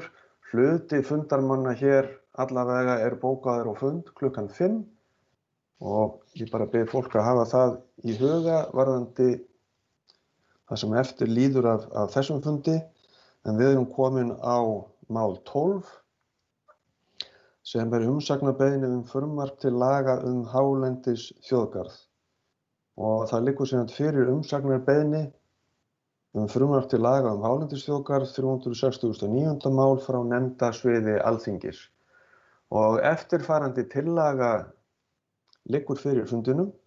Sveitarstjórn Múlaþings telur að þegar horft er til hálendisins megi taka undir þau markmið sem sett eru fram í 3. grein frumvarpsins, þar sem meðal annars er lögð áhersla á verndun náttúru og sögu, bætt aðgengi almennings, eflingu rannsókna, aukið samstarf og eflingu og styrkingu byggða og atvinnulífs. Það er hins vegar mat sveitarstjórnar að stofnun þjóðgarðs í þeirri mynd sem gert er ráð fyrir í frumvarpinu sé ótímabær og lýsir sveitarstjórn því andstöðu sinni við að það verði samþykkt. Sveitarstjórn telur að með stjórnun og verndaráætlun þjóðgarða sé of langt gengið í því að takmarka skipulagsvald sveitarfélaga. Þó svo að meirihluti fulltrúa í umdæmisráðum komi úr sveitarfélögum á viðkomandi rekstrarsvæði, þá er eftir sem áður gert ráð fyrir því að fulltrúar annarra sveitarfélaga og félagasamtaka geti tekið bindandi skipulagsákvarðanir innan sveitarfélags, þó svo að fulltrúar þess sveitarfélags leggist gegn því. Þá telur sveitarstjórn að þó að reynsla af rekstri Vatnajökulsþjóðgarðs séu margt ágætt, þá sé langur vegur frá því að ríkisvaldið hafi fjármagnað starfsemi hans með fullnægjandi hætti eða staðið við þau fyrirheit uppbyggingu innviða sem fylgja áttu í kjölfar stofnunar hans. Að mati sveitarstjórnar Múlaþings er það ærið og metnaðarfullt verkefni að byggja Vatnajökulsþjóðgarð upp með fjölgun starfa og auknum tækifærum í atvinnustarfsemi. Ekki verður sé að það hjálpi til við það verkefni að láta hann falla inn í ennþá stærri þjóðgarð. Sveitarstjórn Múlaþings vill einnig benda á að styrking flutningskerfis raforku, einkum með endurnýjun byggðalínu og hringtengingar landið, er mikilvægt verkefni til að styðja við atvinnuuppbyggingu og byggðaþróun á Austurlandi. Slíkar flutningslínur verða að liggja sunnan eða norðan Vatnajökuls á svæði innan þjóðgarðs og nauðsynlegt að gert verið ráð fyrir þessum möguleika í regluverki sem gildir þjóðgarða á þessu svæði. Sveitarstjórn Múlaþings vill og benda á að allt það land sem ekki þegar friðlýst og stefnt er að verði innan hins nýja þjóðgarðs eru þjóðlendur sem Íslenska ríkið fer þegar með forræði á. Vekur sveitarstjórn sérstaklega athygli á því að enn hefur ekki verið fjallað þjóðlendumörk innan miðhálendislínu í Suður-Múlasýslu og því nokkur óvissa fyrirhuguð þjóðgarðsmörk á því svæði.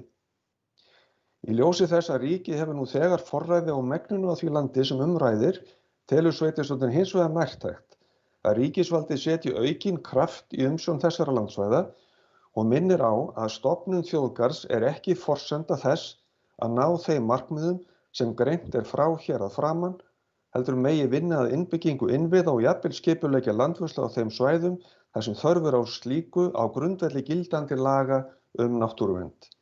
Þetta telur sveitarstjórn Múlaþings að sé vænleg leið til að auka traust á hugmyndinni þjóðgarð á miðhálendinu, en eins og öllum má vera ljóst, þá eru þau áform umdeild og deilur og andstaða eru sjaldnast heppilegt veganesti fyrir stór verkefni á borð með þetta sem samkvæmt uppleggi sínu eiga að vera þjóðinni allri til hagsbóta.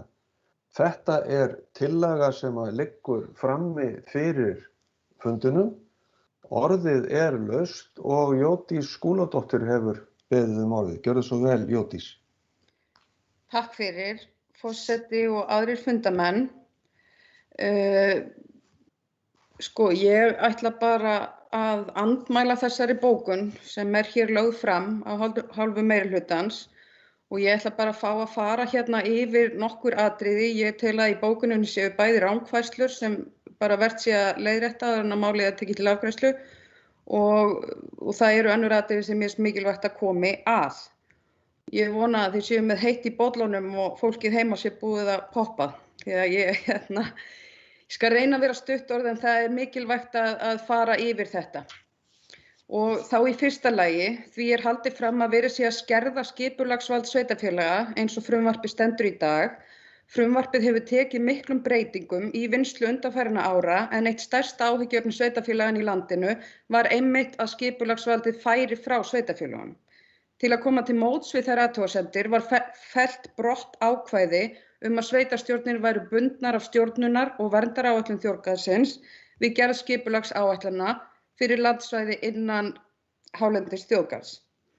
Ákvæðin í rauninni óþarft þar sem að sveitarfélögin eru ráðandi aðili í stjórnkerfi þjóðgarðsins og því afar ólíklegt að sú staða gæti komið upp að ósamræmi væri milli stjórnunar- og verndaráætlunar annars vegar og skipulagsáætlunar sveitarfélaga hins vegar.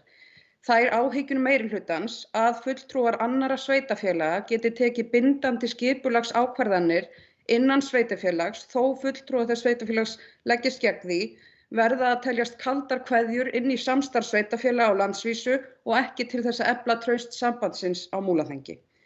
Í öðru lagi, því haldið fram að langur vegur sé frá því að ríkisvaldið hafi fjármagnað starfsemi Vatnajökulsþjóðgarðs með fullnægjandi hætti. Þetta má auðvitað deila hvað nægilegt fjármagn, hvenær nóg sett í heilbrigðisþjónustu eða samgöngumannvirki eða menntakerfi. En það skal árétta hér að á núverandi kjörtímabili hefur fjármagn inn til þjóðgarðsins verið aukið töluvert.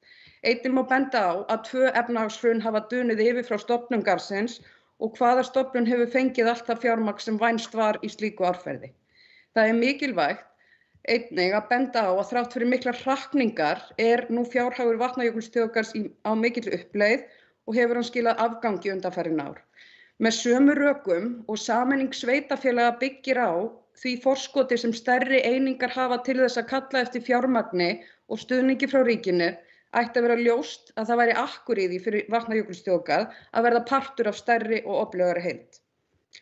Í þriðja lagi, varðandi fjölgun starfa í Múlaþingi, þá má benda á að hér eru 3 háskólamenntaðar konur í fullu heilsársstarfi hjá þjóðgarðinu.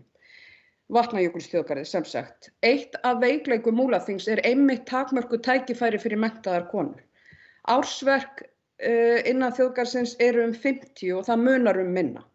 Á undanförnum 3 árum hefur starfsfólki á ársgrundvelli fjölgað, miðlæg stjórnsýsla verið efld og heilsárslandvörðum fjölgað. Landvarsla er hugsuð á friðlýstum svæðum samkvæmt náttúruverndarlögum og þannig skapast mörg tækifæri með miðhálendisþjóðgarði. Þannig er opnað á fjármagn til uppbyggingar á svæðum sem standa nú fyrir utan. Eins er mjög mikilvægt fyrir okkur hér í Múlaþingi að horfa til annarra sveitarfélaga, Hornafjarðar, Skaftárhrepps, Mýrdalshrepps, en þar eru gríðarmörg störf sem að tengjast Vatnajökulsþjóðgarði með beinum og óbeinum hætti. Vissulega þurfa sveitarfélögin að marka sér stefnu í ferðaþjónustu og styðja við verkefnin. Störf á þessum vettvangi verða ekki til í andstöðu sveitarfélagana. Innviðauppbygging er á okkar ábyrgð og verður að raunveruleika í samspili ríkis og sveitarfélaga. Í 4. lagi, athugasemdir varðandi raflínur innan þjóðgarðs eru sömuleiðis óþarfar því fyrir liggur í frumvarpinu að allar meginflutningsleiðir raforku verða tryggðar áfram sem og orkumannvirki innan svæðisins. Í samræmi við stefnu stjórnvalda uppbyggingu flutningskerfis raforku sem var samþykkt árið 2018 af Alþingi, þá eru nýjar háspennulínur í lofti ekki leyfðar innan þjóðgarðs á miðhálendinu og það hefur ekkert með þetta frumvarp að gera. Virkjanir og háspennulínur sem eru í rekstri við stofnun garðsins eru tryggðar og á þeim má gera breytingar, til dæmis breytingar og endurnýjun á búnaði og mannvirkjum vegna viðhalds eða til að auka afköst og bæta skilvirkni. Í frumvarpinu sjálfu er ekki lagst gegn jarðstrengjum. Í 5. lagi, þjóðgarðsmörkin voru færð lítillega upp á Fljótsdalsheiði, það er út frá núverandi Vatnajökulsþjóðgarðsmörkum, að öðru leyti standa bara mörk Vatnajökulsþjóðgarðs. Þessi litla stækkun var öll innan þjóðlendu og í ríkiseign og fyrir utan það þá eru þessi mörk í Fljótsdal en ekki í Múlaþingi, þannig að það er kannski ekki á okkar vettvangi heldur að vera að spá í það. Í 6. lagi, það að hafna frumvarpi sem enn er í vinnslu innan þingsins og á þar eftir að taka breytingum út frá þeim ábendingum sem berast lýsir dapurlegum og ómálefnalegum vinnubrögðum meirihlutans. Málið er búið að vera í undirbúningi frá árinu 2015 og hefur verið unnið síðustu 2 ár í þverpólitískri nefnd og með víðtæku samráði við sveitarfélögin og alla helstu hagsmunaaðila. Þeirri vinnu er ekki lokið og að hafna frumvarpinu í heild í stað þess að koma með raunverulegar ábendingar afstöðu Múlaþings er virkilega dapurlegt. Ég minni líka bara á að málið er í stjórnarsáttmálanum.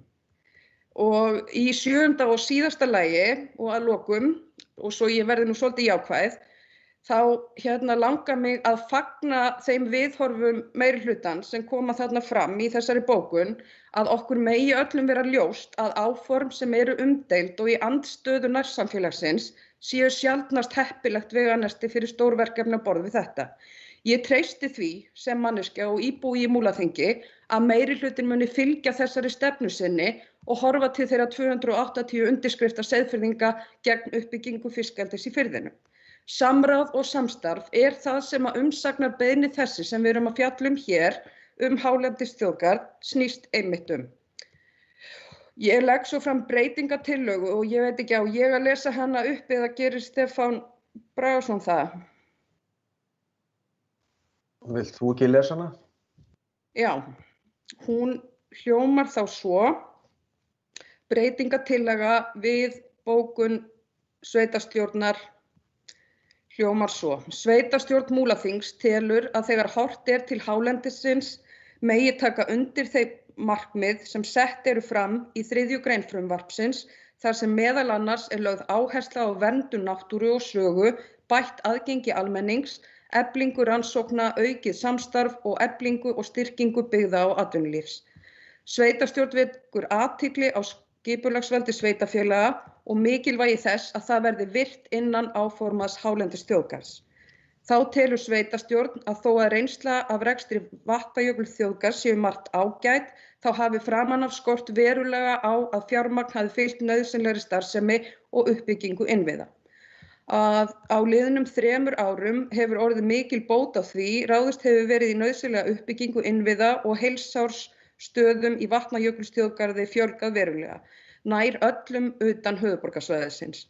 Sveitarstjórn Múlaþings leggur ríka áherslu á að störf vegna umsjón friðlýstra svæða séu heima í héraði og að fjármögnun fylgi friðlýsingum frá fyrsta degi. Sveitarstjórn Múlaþings vill einnig benda á að styrking flutningskerfis raforku, einkum með endurnýjun byggðalínu og hringtengingar landið, er mikilvægt verkefni til að styðja við atvinnuuppbyggingu og byggðaþróun á Austurlandi.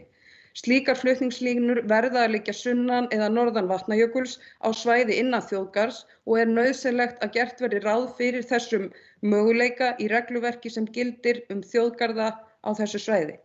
Sveitarstjórn vekur sérstaka athygli á því að í framlögðu frumvarpi ná þjóðgarðsmörk eingöngu til þeirra svæða þar sem endanleg niðurstaða er komin í þjóðlendumörkum.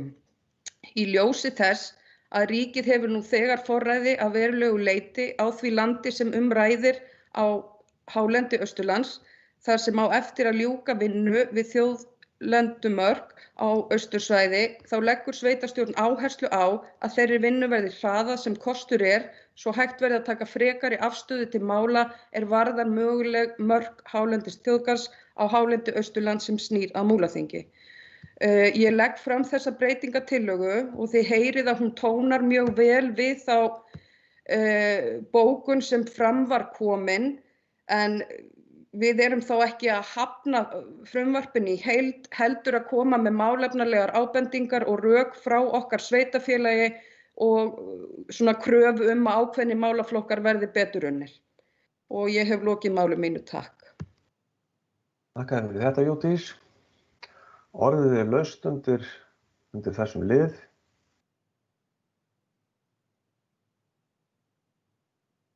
Sveitarstjórnarfulltrúi Stefán Bogi Sveinsson hefur beðið orðið. Gjörðu svo vel, Stefán. Forseti og ágæta fundarfólk. Það var aðeins nokkur atriði sem ég vildi tæpa á og ræðu Jódísar Skúladóttur sveitarstjórnarfulltrúa. Og í sjálfu sér fagna því nú að það er náttúrulega ekki himinn og haf kannski á milli svona sjónarmiða en loka niðurstaðan vissulega. Það er dálítið afgerandi hvort maður segir já eða nei og í þessu tilfelli hafa verið kynnt sjónarmið sem ganga út á að segja nei og ganga út á að segja já eins og ég skil það. Það er kannski fyrst og fremst varðandi þetta atriði að það sé einhvern veginn ekki eðlilegt að hafna frumvarpi sem að sé nú í mótun, en tilfelli er það er þetta frumvarp sem er sett til umsagnar og umsögnin hlýtur þá að taka á því eins og það stendur. Ég held að við höfum, þegar við mótum þessa tillögu, þá við leitast við að benda á hluti sem við teljum að þurfa að vera í betra lagi. Og ef þeir vera lagaðir, þá getur þetta leitt til þess að skipta skoðun. En eins og málið stendur og eins og það er beðið umsögn á því, að þá séu menn ekki tilbúinir þá sé það bara niðurstaðan að það sé andstaða við að þetta verði samþykkt. Og það er reyndar berum orðum í tillögunni vísa til þess það stendur nú í þessu að stofnun þjóðgarðs í þeirri mynd sem gert er ráð fyrir í frumvarpinu sé ótímabær og lýsi sveitarstjórn því andstöðu. Þannig að ef það verða einhverjar verulegar breytingar í þá átt sem við höfum verið að benda á þá getur þetta leitt til þess að menn skiptum skoðun. Það sem að ég að mínu viti kannski, það sem að ég er fyrst og fremst hugsi yfir varðandi þetta er tvennt. Það er annars vegar það að með réttu eða röngu þá er alveg ljóst að það eru gríðarlega deilur þetta frumvarp út í samfélaginu. Og ég hef miklar áhyggjur því að það sé mjög óheppilegt veganesti fyrir eitthvað sem á í eðli sínu að vera fyrir þjóðina. Þegar að einhvern veginn að maður upplifir það bara að fólk almennt er á móti þessu. Svona öll umræðan gengur út á það. Og þá hljóti að vera hægt að gera betur. Og tryggja aukna sáttumætti og það sé bara ástæða til þess þá að menn kæli aðeins og þá eins og er nú lagt upp með þarna. Fari bara að vinna verkin á grundvelli þess sem menn hafa. Það er alveg hægt að setja fjármuni í uppbyggingu og verkefni sem að miða þessum sömu markmiðum þó að þjóðgarðurinn sé ekki stofnaður. Og þannig sýnum við fram á hvert í rauninni viljinn, eða til hvers viljinn í raun og veru stendur, varðandi þetta. Aðeins varðandi háspennulínurnar, það má kannski segja að sá kafli í þessari tillögu, hann sé svolítið endurtekið efni sem að sveitarfélagið Fljótsdalshérað ítrekka benti á í ýmsum svona, það var bæði varðandi kerfisáætlun Landsnets og fleiri frumvörp sem var verið að benda á þetta, að það er alveg ljóst að það er ekki búið að klára uppbyggingu flutningskerfisins í einhverja mynd sem að við getum kallað þjóni þörfum nútímans. Og ég hef ákveðnar efasemdir það að það orðalag sem er í frumvarpinu núna endurnýjun á línum sem fyrir eru, dekki það með fullnægjandi hætti að til dæmis, ég meina við sjáum núna að það er verið að endurnýja Kröflulínu, en það er vissulega gerð bara ný lína. Og það er held ég það sem þarf að gera til þess að tryggja byggðalínuna og tryggja flutningsgetuna og ég get ekki séð annað heldur en að það sé verið að loka fyrir það alfarið að það verði gert. Vissulega kom fram hjá sveitarstjórnarfulltrúa og Hjördísi Skúladóttur og það er svo sem, það er líka búið að lýsa því yfir áður á öðrum vettvangi, það eigi ekki að fara í frekari línulagnir hálendið og þá þessi umsókn ásöksum við það líka bara það gildandi regluverk sem að það er ekki ásættanleg staða. Að það sé bara búið að loka fyrir möguleikan á að klára að byggja upp byggðalínuna. Ef að hægt að gera það með jarðstreng, þá það svo sem bara ágætasta mál, en það hefur ekki verið sýnt fram á það. Þannig að ég held að sé bara full ástæða fyrir sveitarfélagið að vekja athygli á þessu.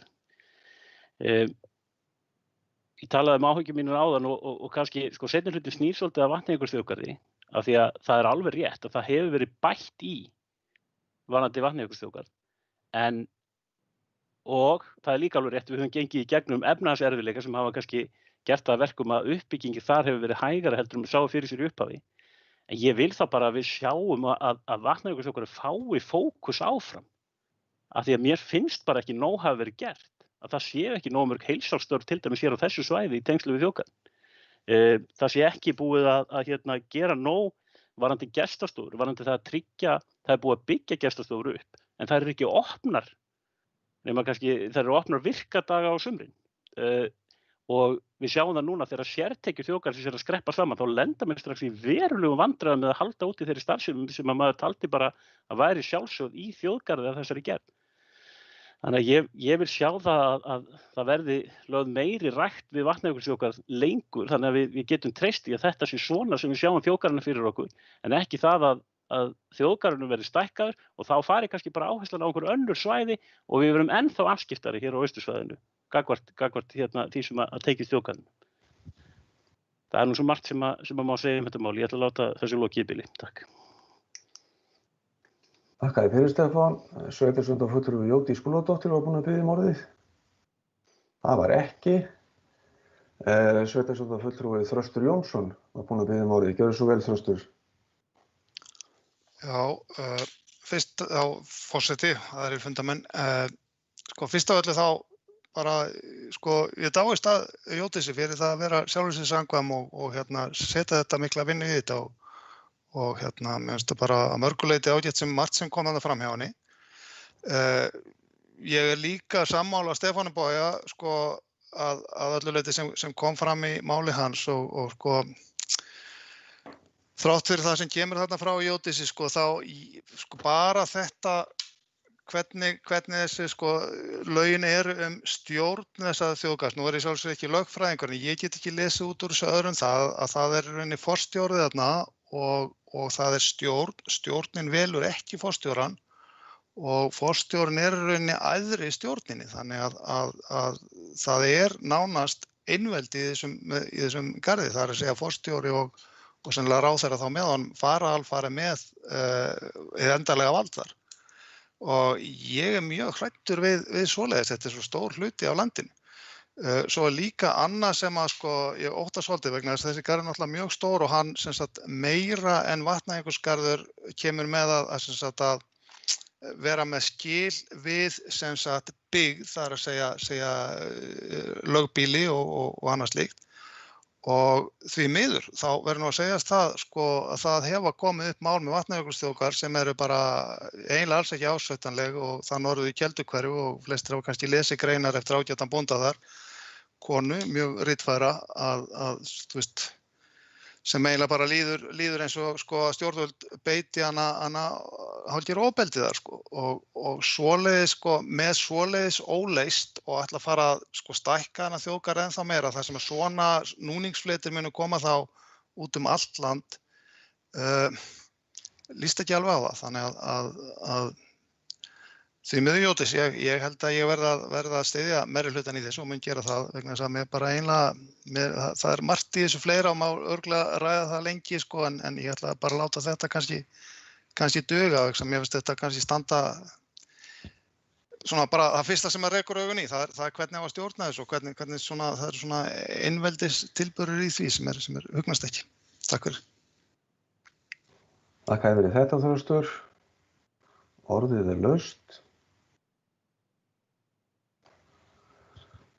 Sveitarstjórnar fulltrúi Jódís Skúladóttir hefur beðið orðið, ekki svo vel Jódís. Takk, forseti og aðrir fundarmenn. Já, það kemur mér nú í opna skjöldu að Þröstur ætla ekki að styðja mig í þessu máli en ég verð nú að reyna að lifa með því. En sko, mér langar nú að taka það fram að sko það stendur beinlínis í frumvarpinu og það liggur fyrir að það eru fullar heimildir fyrir endurnýjun og stækkun á flutningsneti. Og það er dapurlegt ef að menn sem eru að vinna þetta álit hafa nú ekki einu sinni lesið það sko. En ég bara, nú erum við á pari við Stefán Bogi og eru lögfræðingar og erum búin að liggja yfir þessu og rýna og ég bara ósammála Stefáni Boga. Ég met það ekki þannig að það sé verið að kalla eftir jái eða neyi. Já, við styðjum eða nei, við erum á móti. Það er verið að kalla eftir umfjöllunum. Það er verið að leita til sveitarfélaga og hagsmunaaðila og annarra að skila inn þessu sem ég kallaði áðan málefnalegum rökum með ákveðnum hlutum og mér finnst gríðarlega mikilvægt að þau komi fram. Og vissulega eru talin upp nokkur atriði í þessari bókun en bara stór partur af þeim farið með rangt mál. Þannig að það er ekki málefnalegt að mínu viti. Það bara svo margt við náttúruverndina og sko núna finnst mér sko sveitarstjórnarfulltrúi Stefán Bogi Sveinsson tala algjörlega þvert ofan í það sem hann gerði hér rétt áðan varðandi sko stórurð. Og ég segi bara aftur, við getum ekki bæði sleppt og haldið. Ég held að með því að koma með málefnaleg rök, halda áfram að vinna með nærsamfélaginu og hagsmunaaðilum, þá erum við að leggja okkar á mörkum það að málið geti náðst sátt og sko, ég veit ekki hvort að við búum hér á þessu svæði þar sem að andstaðan gríðarlega hávær og mikil og ég geri mér fulla grein fyrir því. En það breytir því ekki að í síðustu skoðanakönnun sem ég sá, þá var 60% svarenda fylgjandi þjóðgarðinu.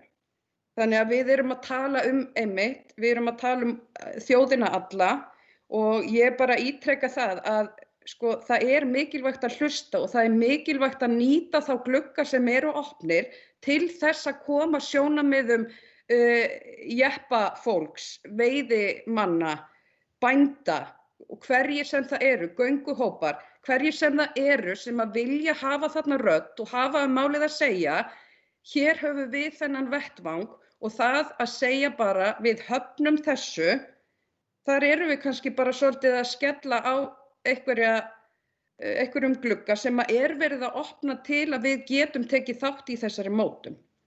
Takk kærlega fyrir mig. Takk fyrir þetta Jódís. Orðið laust. Sveitarstjórnarfulltrúi Stefán Bogi Sveinsson hefur beðið orðið, gjörðu svo vel Stefán. Jú, takk fyrir forseti og ágætt að funda fólk.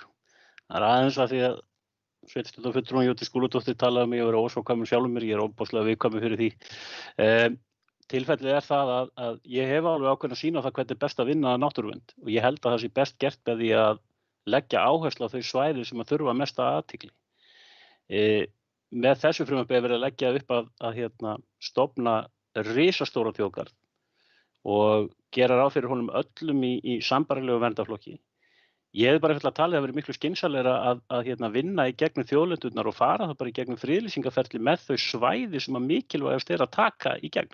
Eins og við hófum vinnuna með Stórurð. Það var bara ákveðin staður, ákveðin punktur sem við horfum á og hugsaðum með okkur, hérna þurfum við að gera eitthvað. Og þannig að það ég er fylgjandi friðlýsingum og ég er sjálfur sér fylgjandi þjóðgörðum. Ég er ánægður með að við höfum Vatnajökulsþjóðgarð. Ég er ekki alveg nóg ánægður með hvernig við gengið það. Þannig að ég vil bara leggja áherslu á þá staði og þau verkefni sem að brýnust á hverjum tíma. Og mér finnst þessi garður ekki vera það og eins og hann liggur fyrir þessari mynd, þá get ég ekki annað heldur en lagst gegn því að þetta frumvarp verði samþykkt. Takk fyrir þetta, Stefán. Orðið er laust.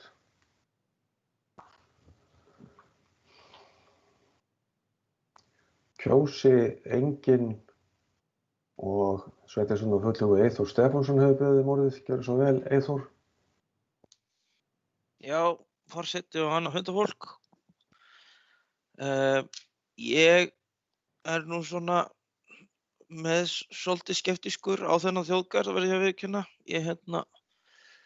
Það er ýmsar ástæður fyrir því og svo langar við nú bara að benda á að mér finnst ótrúlega óþægilegt að fara að kjósa einhverja breytingatillögu sem að mér heyrðist nú alveg vera vel skrifuð og samin en ég er að heyra hann í fyrsta skipti núna. Hvernig í ósköpunum á ég að geta tekið afstöðu til hennar því ég er búin að heyra hana einu sinni og heyra ég var reyndar búin að fá að sjá hana en það var á miðjum fundi mér þykir það bara miður að hafa ekki getað fengið henni í gærkvöldi eða daginn þar á undan þess vegna því þetta er nú legið fyrir lengi en já, ég hef svona ákveðnar efasemdir þjóðgarðinn því að ef ég skil rétt að þá ég fæ ekki skilið þetta öðruvísi en að alveg saman hvað mér segja mér. Það eru þarna 6 fulltrúar sveitarfélaga í stjórn þjóðgarðsins stendur í frumvarpinu og ég fæ ekki betur séð en það skerði skipulagsvald sveitarfélagsins sem að ég veit ekki betur en af því við vorum að blanda fiskeldinu í þetta líka vorum við nú og þar á meðal ég að bara finnst fáránlegt að við höfum ekki skipulagsvald yfir firðinum í Seyðisfirði og svo finnst mér vera núna að gefa frá okkur skipulagsvald á hálendinu þannig að finnst svona svolítið ósamræmi því en svo kosturinn, jú, ég get alveg séð að það er ákveðin kostur sem fylgja því að hafa þarna svona markaðssetningar element, það er nú ekki gott orð, bara markaðssetningar eiginleiki þjóðgarðs er sannarlega gott verkfæri en það myndi þá þýða væntanlega að það sé aukið að það sé aukinn túrismi og svona eina þeim gagn, það er náttúrulega hægt að halda endalaust áfram er það á það bara að falla á björgunarsveitirnar að sjá þessa túrista sem ef að túrismi eykst á hálendinu. Ég ætla svona, já, ég ætla ekki að hafa þetta lengra eins og segi, ég hef ákveðnar efasemdir en já, er ekkert mjög fastmótað skoðanir á þessu en já. Ef ekki lengri bili, takk. Takk fyrir þetta, Eyþór. Sveitarstjórnarfulltrúi Jódís hefur beðið orðið í þriðja sinn, Jódís. Ég átta mig á því, ég bara eitt atriði frá honum Eyþór að með svo mikilli gleði hefði ég sent þetta á hann en ég fékk nú bara bókunina frá meirihlutanum klukkan 1:10 í gær og ég þurfti bara að lesa mig í gegnum hana og vinna þetta almennilega áður en ég sendi það frá mig þannig að það skrifast þá bara á meirihlutan að koma gögnum fyrr út fyrir sveitarstjórn. Ég get ekki tekið ábyrgð á því, takk. Takk fyrir þetta, Jódís. Sveitarstjórnarfulltrúi Hildur Þórisdóttir hefur beðið orðið. Gjörðu svo vel. Já, takk forseti og ágætu fundarmenn. Það hefur verið farið hérna víða enda er málefni gríðarlega stórt og flókið og ég ætla ekki að styðja bókun sveitarstjórnar, ég mun sitja hjá og ég skora á menn að vera samkvæmir sjálfum sér eins og Jódís kom hérna inn á með fiskildið á Seyðisfirði, fyrirhuga fiskildi hér. Þar sem hefur komið fram hávær mótmæli stórs hluta íbúa. Takk fyrir þetta í bili. Takk fyrir þetta, Hildur. Eru fleiri sem vilja kveða sér hljóðs? Það ekki og þá sýnist mér á öllu að við bara munum ganga til atkvæða þessar bókunartillögur og við byrjum á því að greiða atkvæði með breytingatillögu sem að Jódís leggur fram og mér langar að biðja þá sem eru henni fylgjandi að gjöra svo vel og gefa merki. Það 1. Þeir sem eru henni andsnúnir gjöra svo vel og gefa merki.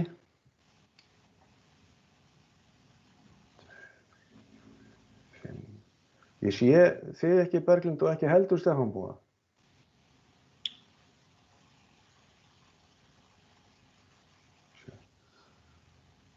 Og það eru þá 7 á móti og vilja einhverjir láta bóka hjásetu? Já, ég ætla að sitja hjá og fá að gera grein fyrir atkvæði mín og ég hef gjarnan viljað fá breytingatillöguna fyrir til þess að geta lagt mat á hana. Ok. Það verður þá fært til bókar, sú athugasemd. Við Ditta erum með hendi uppi líka með hjásetu. Já. Það fór fram hjá okkur. Það fór fram hjá okkur.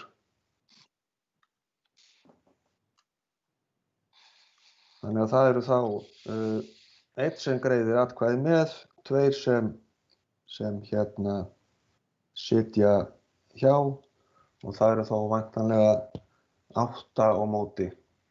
Það er ekki rétt hjá mér. 3 sem sitja hjá. Ég held að 3 hafi sitja hjá. Já. Hildur, Ditta og Eyþór. Já, Eyþór. Afsakið. Þetta svo vont að því að þið dettið inn og út úr myndinni. Ég bið forláts. Þá komið að því að greiða atkvæði tillöguna sem lá fyrir fundinum og þeir sem eru henni fylgjandi gjöru svo vel og gefið merki.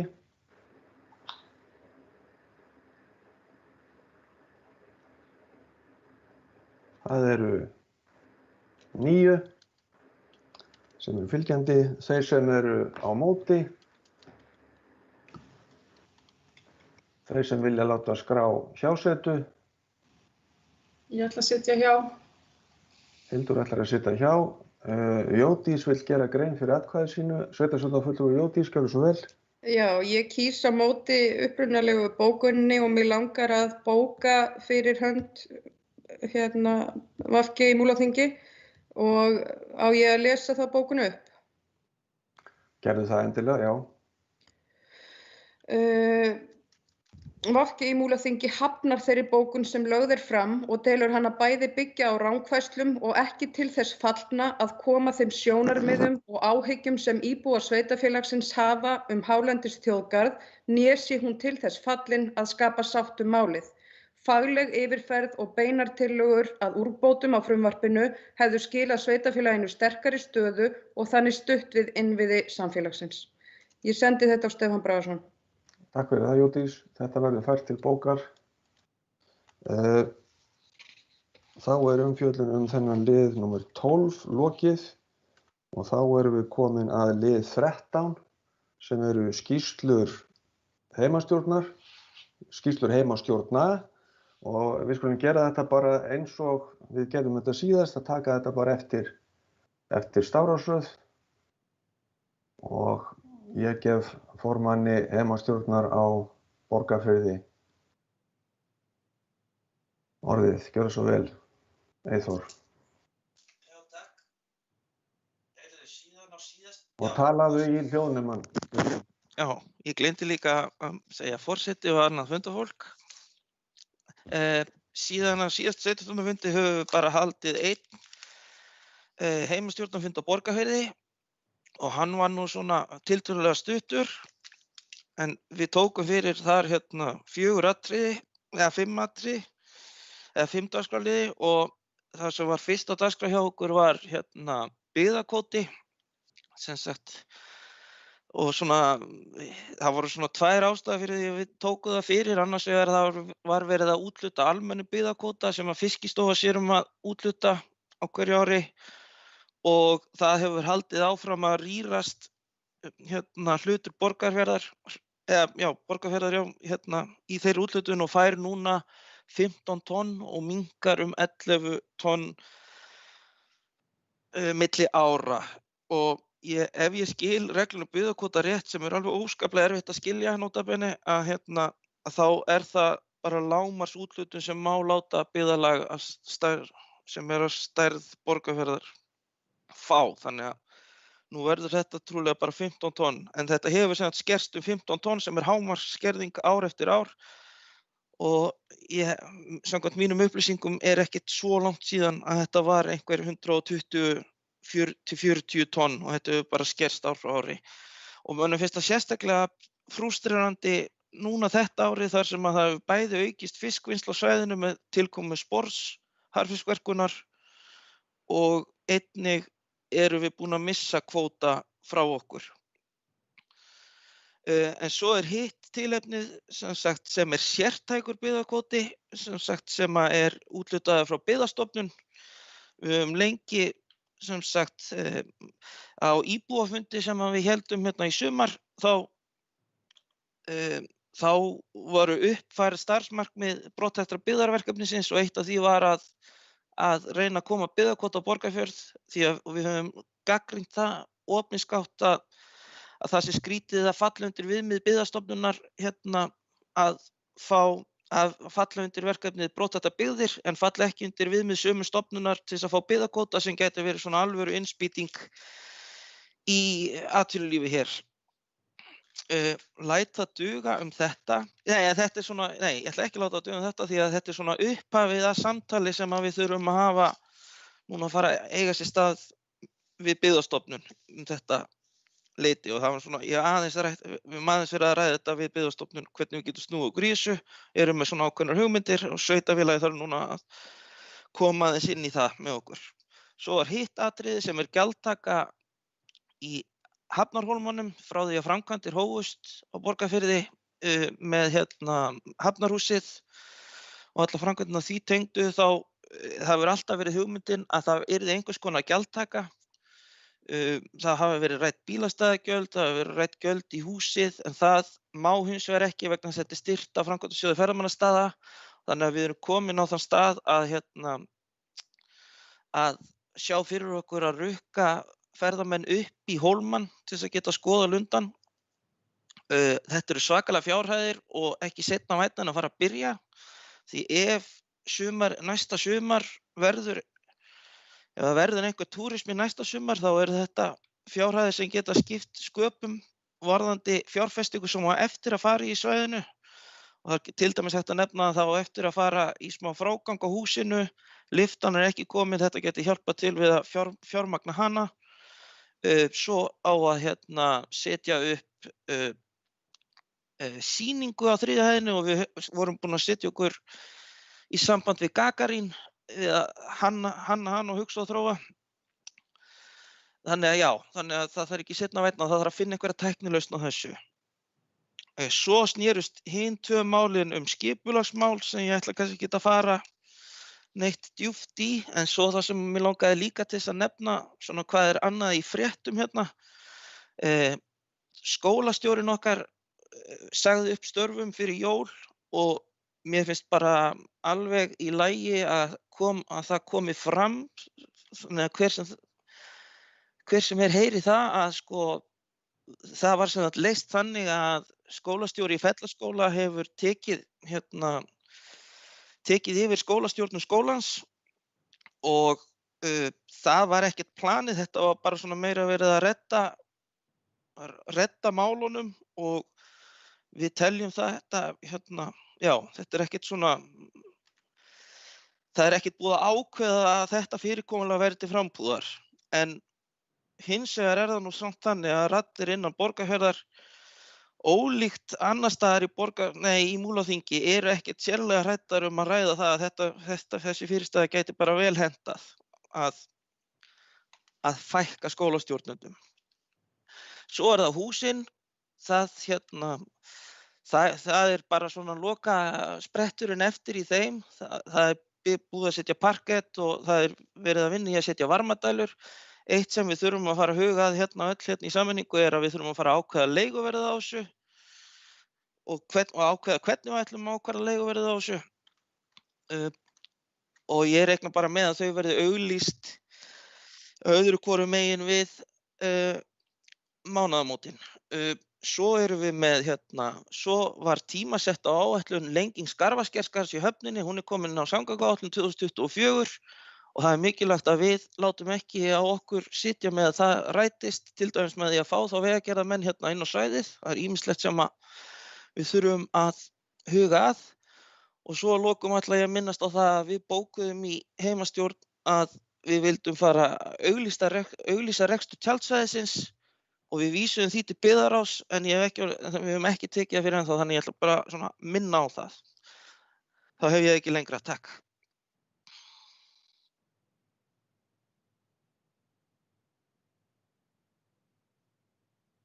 Út af mjút. Takk fyrir þetta, Eyþór. Þá næst á mælendaskrá Berglind Harpa Svavarsdóttir. Nei, fyrirgefið, afsakið. Jódís Skúladóttir. Ég ruglaðist á stafrófsröðinni. Takk fyrir þetta, forseti, aðrir fundamenn. Já, við höfum fundað tvisvar í heimastjórn Djúpavogs þar sem af ári og ég ætla að fara bara í örstuttu máli yfir svona helstu málefni. Þar var fyrst og fremst verið að taka á bara þeim málum sem lágu fyrir heimastjórninni. Við funduðum í upphafi árs 4. janúar að mig minnir. Þar var fjallað alþjóðlegt listasafn fyrir myndlist og listasafn fyrir alþjóðlega myndlist, ég alvörustegt.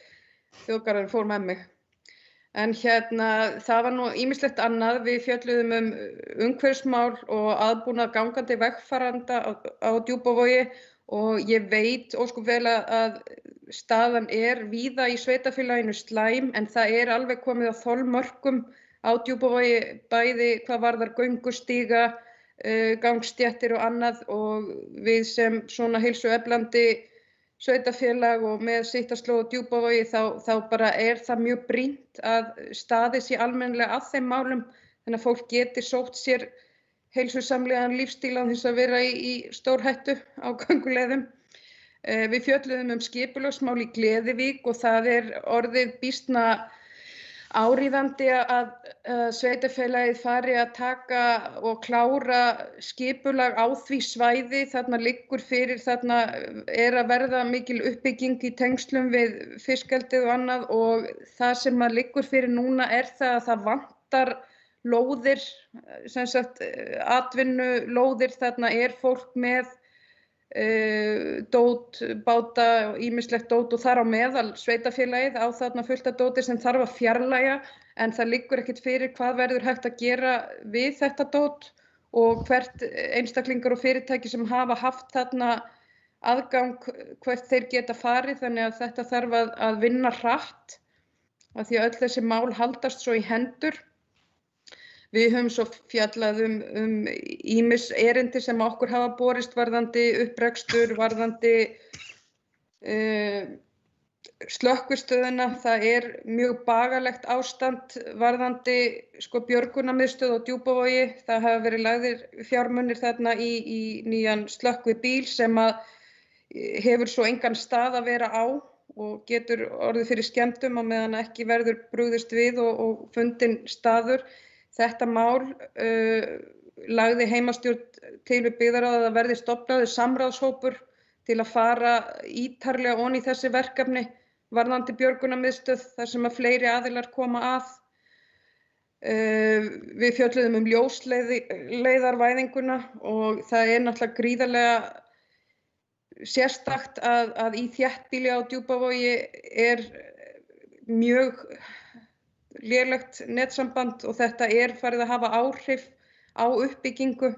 Fólk sem hefur áhuga á að starta fyrirtækjum og annað, það setur þetta fyrir sig hversu slæmt þetta ástand þarna. Þannig að við höfum hvatt til þess að það yrðu flýtt öllum aðgerðum varðandi það. Já, svo var það nú svona ýmis önnur mál sem komu til bara kynningar. Við funduðum svo aftur sérstaklega málefni Teigarhorns og ástæðan fyrir því var sú að það var komin mikil pressa frá Umhverfisstofnun. Það var þannig að Djúpavogshreppur var með samning við Umhverfisstofnun Teigarhorn og við þurftum bara í heimastjórn að taka þetta málefni fyrir og fara vel ofan í það og koma því í réttan farveg til þess að hægt væri þá að endurnýja samningana og þá á hendi Múlaþings og það var tekið fyrir hér áðan þannig að ég ætla ekki að fara nánar ofan í það. Annars bara lífið gott á Djúpavogi og ég tek undir með Þresti í umræðu áðan að mér finnst algjörlega stórkostlegt hvað heimastjórnir eru að fá fjölbreytt og mikilvæg verkefni inn á borð til sín og hversu mikilvægt í þessu víðfeðma sveitarfélagi að hver og einn kjarni eigi þessa rödd. Takk.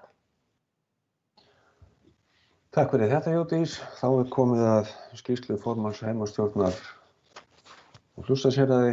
Vilhjálmur Jónsson, gjörðu svo vel. Takk fyrir forseti og aðrir fundamenn. Heimastjórnin hefur fundað í 4. janúar síðastliðinn og kannski svona markverðasta málið hefur verið fjallað nokkuð fyrir á þessum fundi sem friðlýsing verndarsvæðisins norðan Dyrfjalla og verndarsvæðisins og náttúruvættisins Stórurða sem sveitarstjórn hefur nú afgreitt og var nokkuð viðamikið mál og ég held að hafi komið fyrir að verði til umfjöllunar á öllum 3 fundum heimastjórnarinnar. Nú þau mál sem eru núna til umfjöllunar og svona hefur verið ákveðið að taka fyrir raforkumál og flutningskostnaður í dreifbýli, uppbyggingu ljósleiðaramálsins og vetrarþjónustu á leiðum að og Múlaþing sem eitthvað nefnt og kannski sérstaklega þá varðar vetrarþjónustu Öxi sem ég bara svona sem dæmi núna í nokkuð góðum veðurkafla var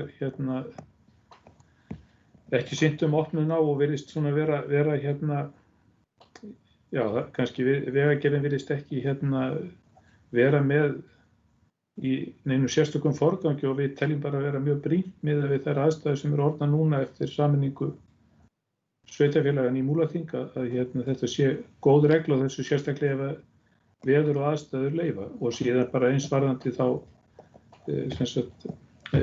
þessa leiðir í dreifbýli og vetrarþjónustu á þeim leiðum. Og öðru leyti vísast til fundargerðar heimastjórnarinnar frá 4. janúar. Takk fyrir þetta, Vilhjálmur.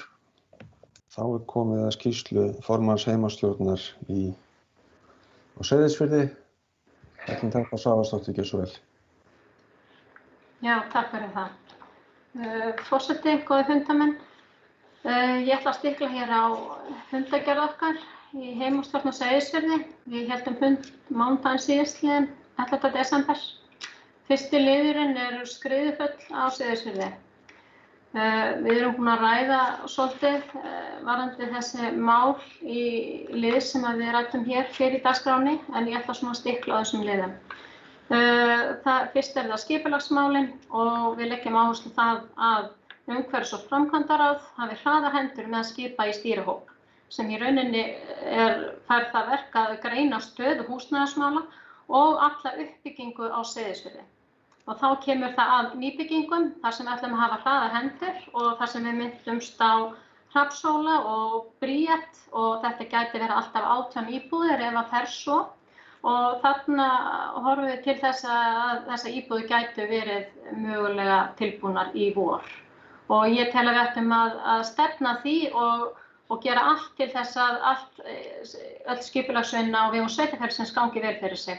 Við þurfum einnig að skoða ný örugg svæði og heimastjórn nefndi meðal annars knattspyrnuvöllinn. Það verður að skoða öll ný örugg svæði svo hægt sé að fara í aðrar nýbyggingar og gera þá þessar lóðir tilbúnar þar sem að verða fyrir valinu.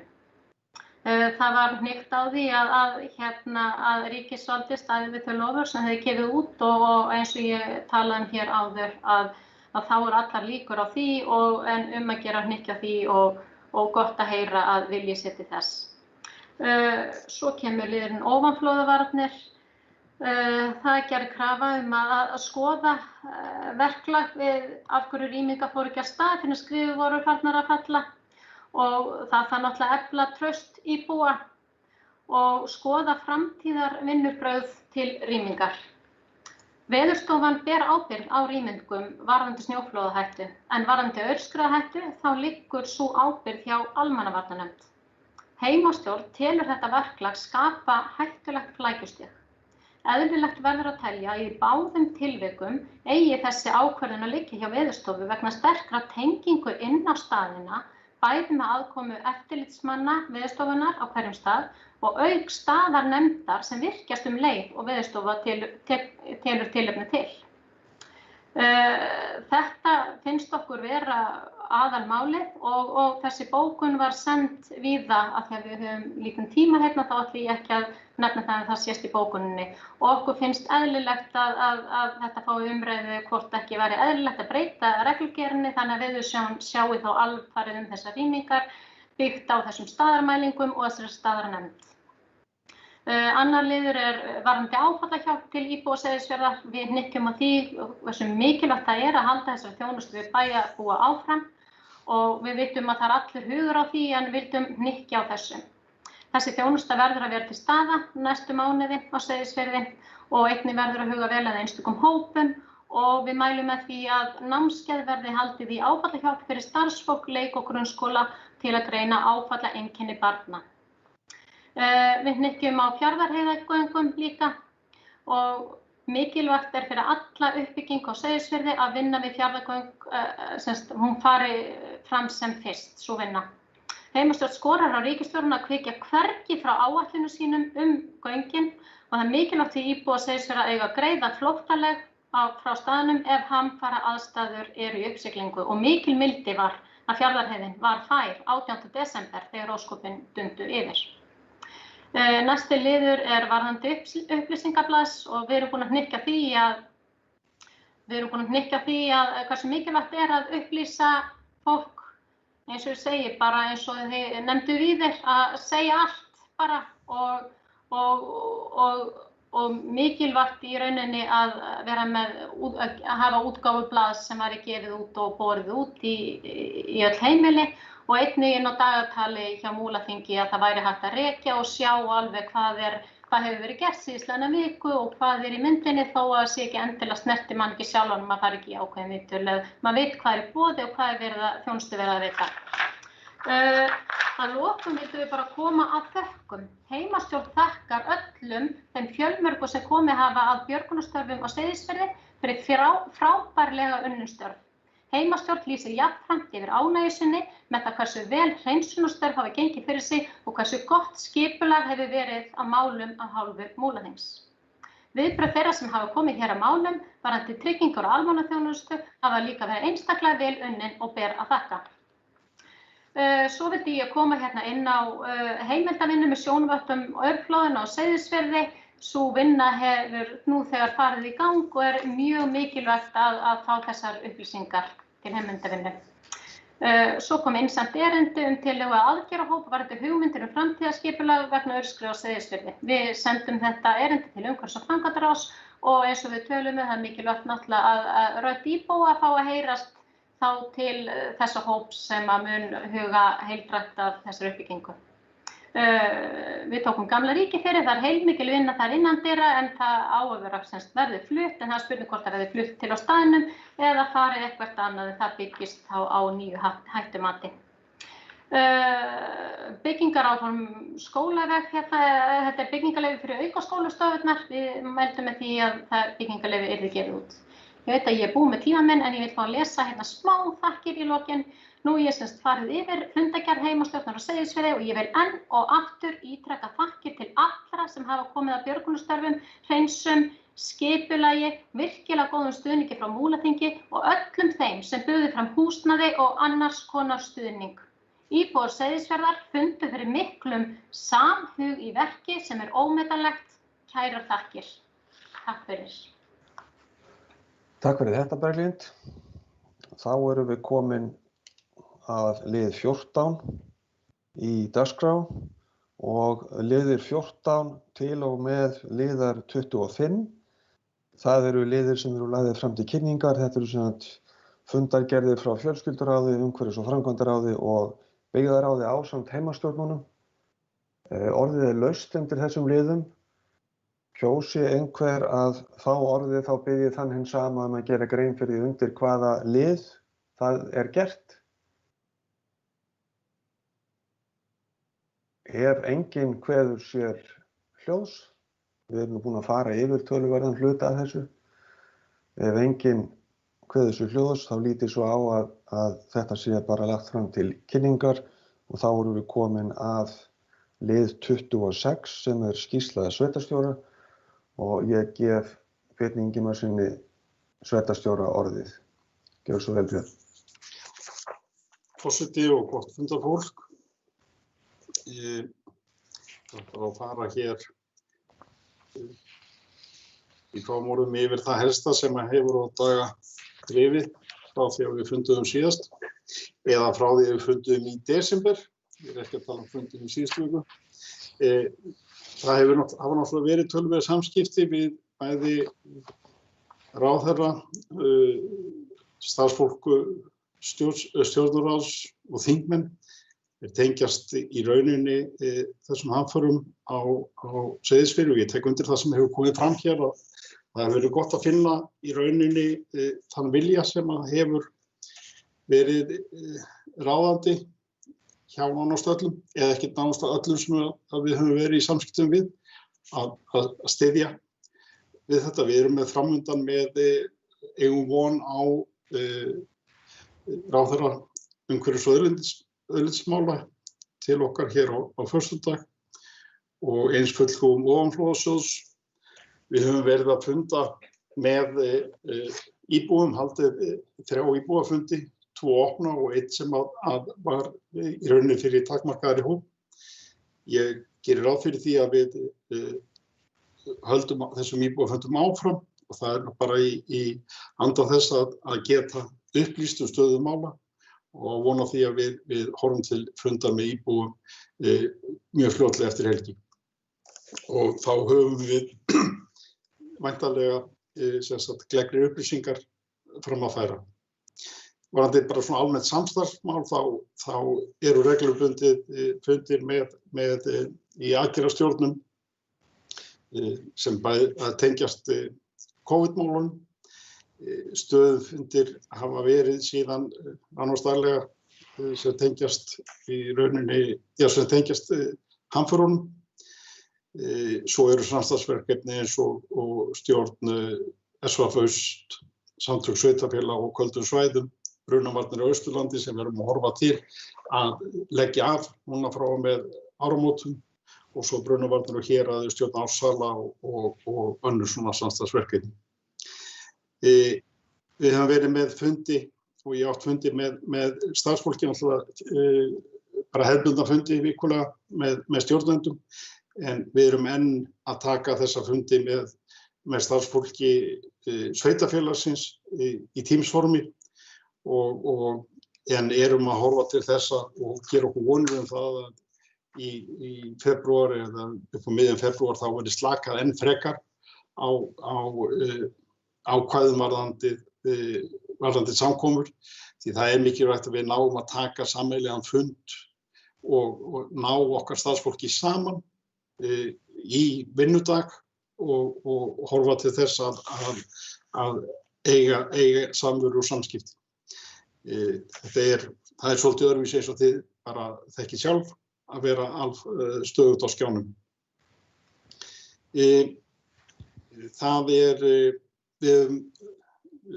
Austurbrú, eða fulltrúi Austurbrú að vinna með okkur í verkefni lítur að því að ná utan áhrif hamfaranna á atvinnulífið á Seyðisfirði. Þannig að það er svona einn af þeim þáttum sem verið að ná að taka utan og þau eru komin bara mjög vel á staði þá vinnu. Það var haldið landsþing sambandsins 18. desember sem var ekki með hefðbundnu frekar en önnur þing sem nú eru haldin. Og ef við horfum svona á rekstur sveitarfélagsins að þá hefur eins og fram hefur komið, það verið að undirbúa þætti varðandi annars vegar byggingu íbúðakjarnans á Seyðisfirði. Við munum reyna að flýta því eins og mögulegt og eins eru hugmyndir, eða ekkert hugmyndir, það eru í farvatninu útvíkkaðar samningar við leigufélagið Bríet varðandi frekari uppbyggingu þar heldur en áformað var. Það er líka að upplýsa það að Bríet að fara á stað varðandi uppbyggingu á Djúpavogi.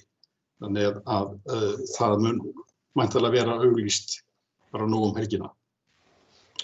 Þannig að það er bara hið besta val.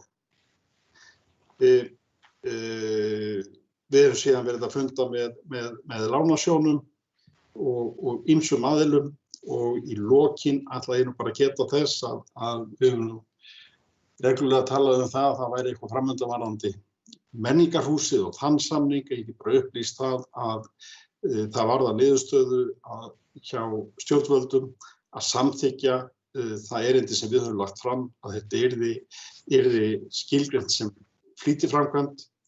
Þannig að framlag ríkisins sem átti að greiðast á árunum 20, 21 og 22 var greitt allt nú fyrir áramót.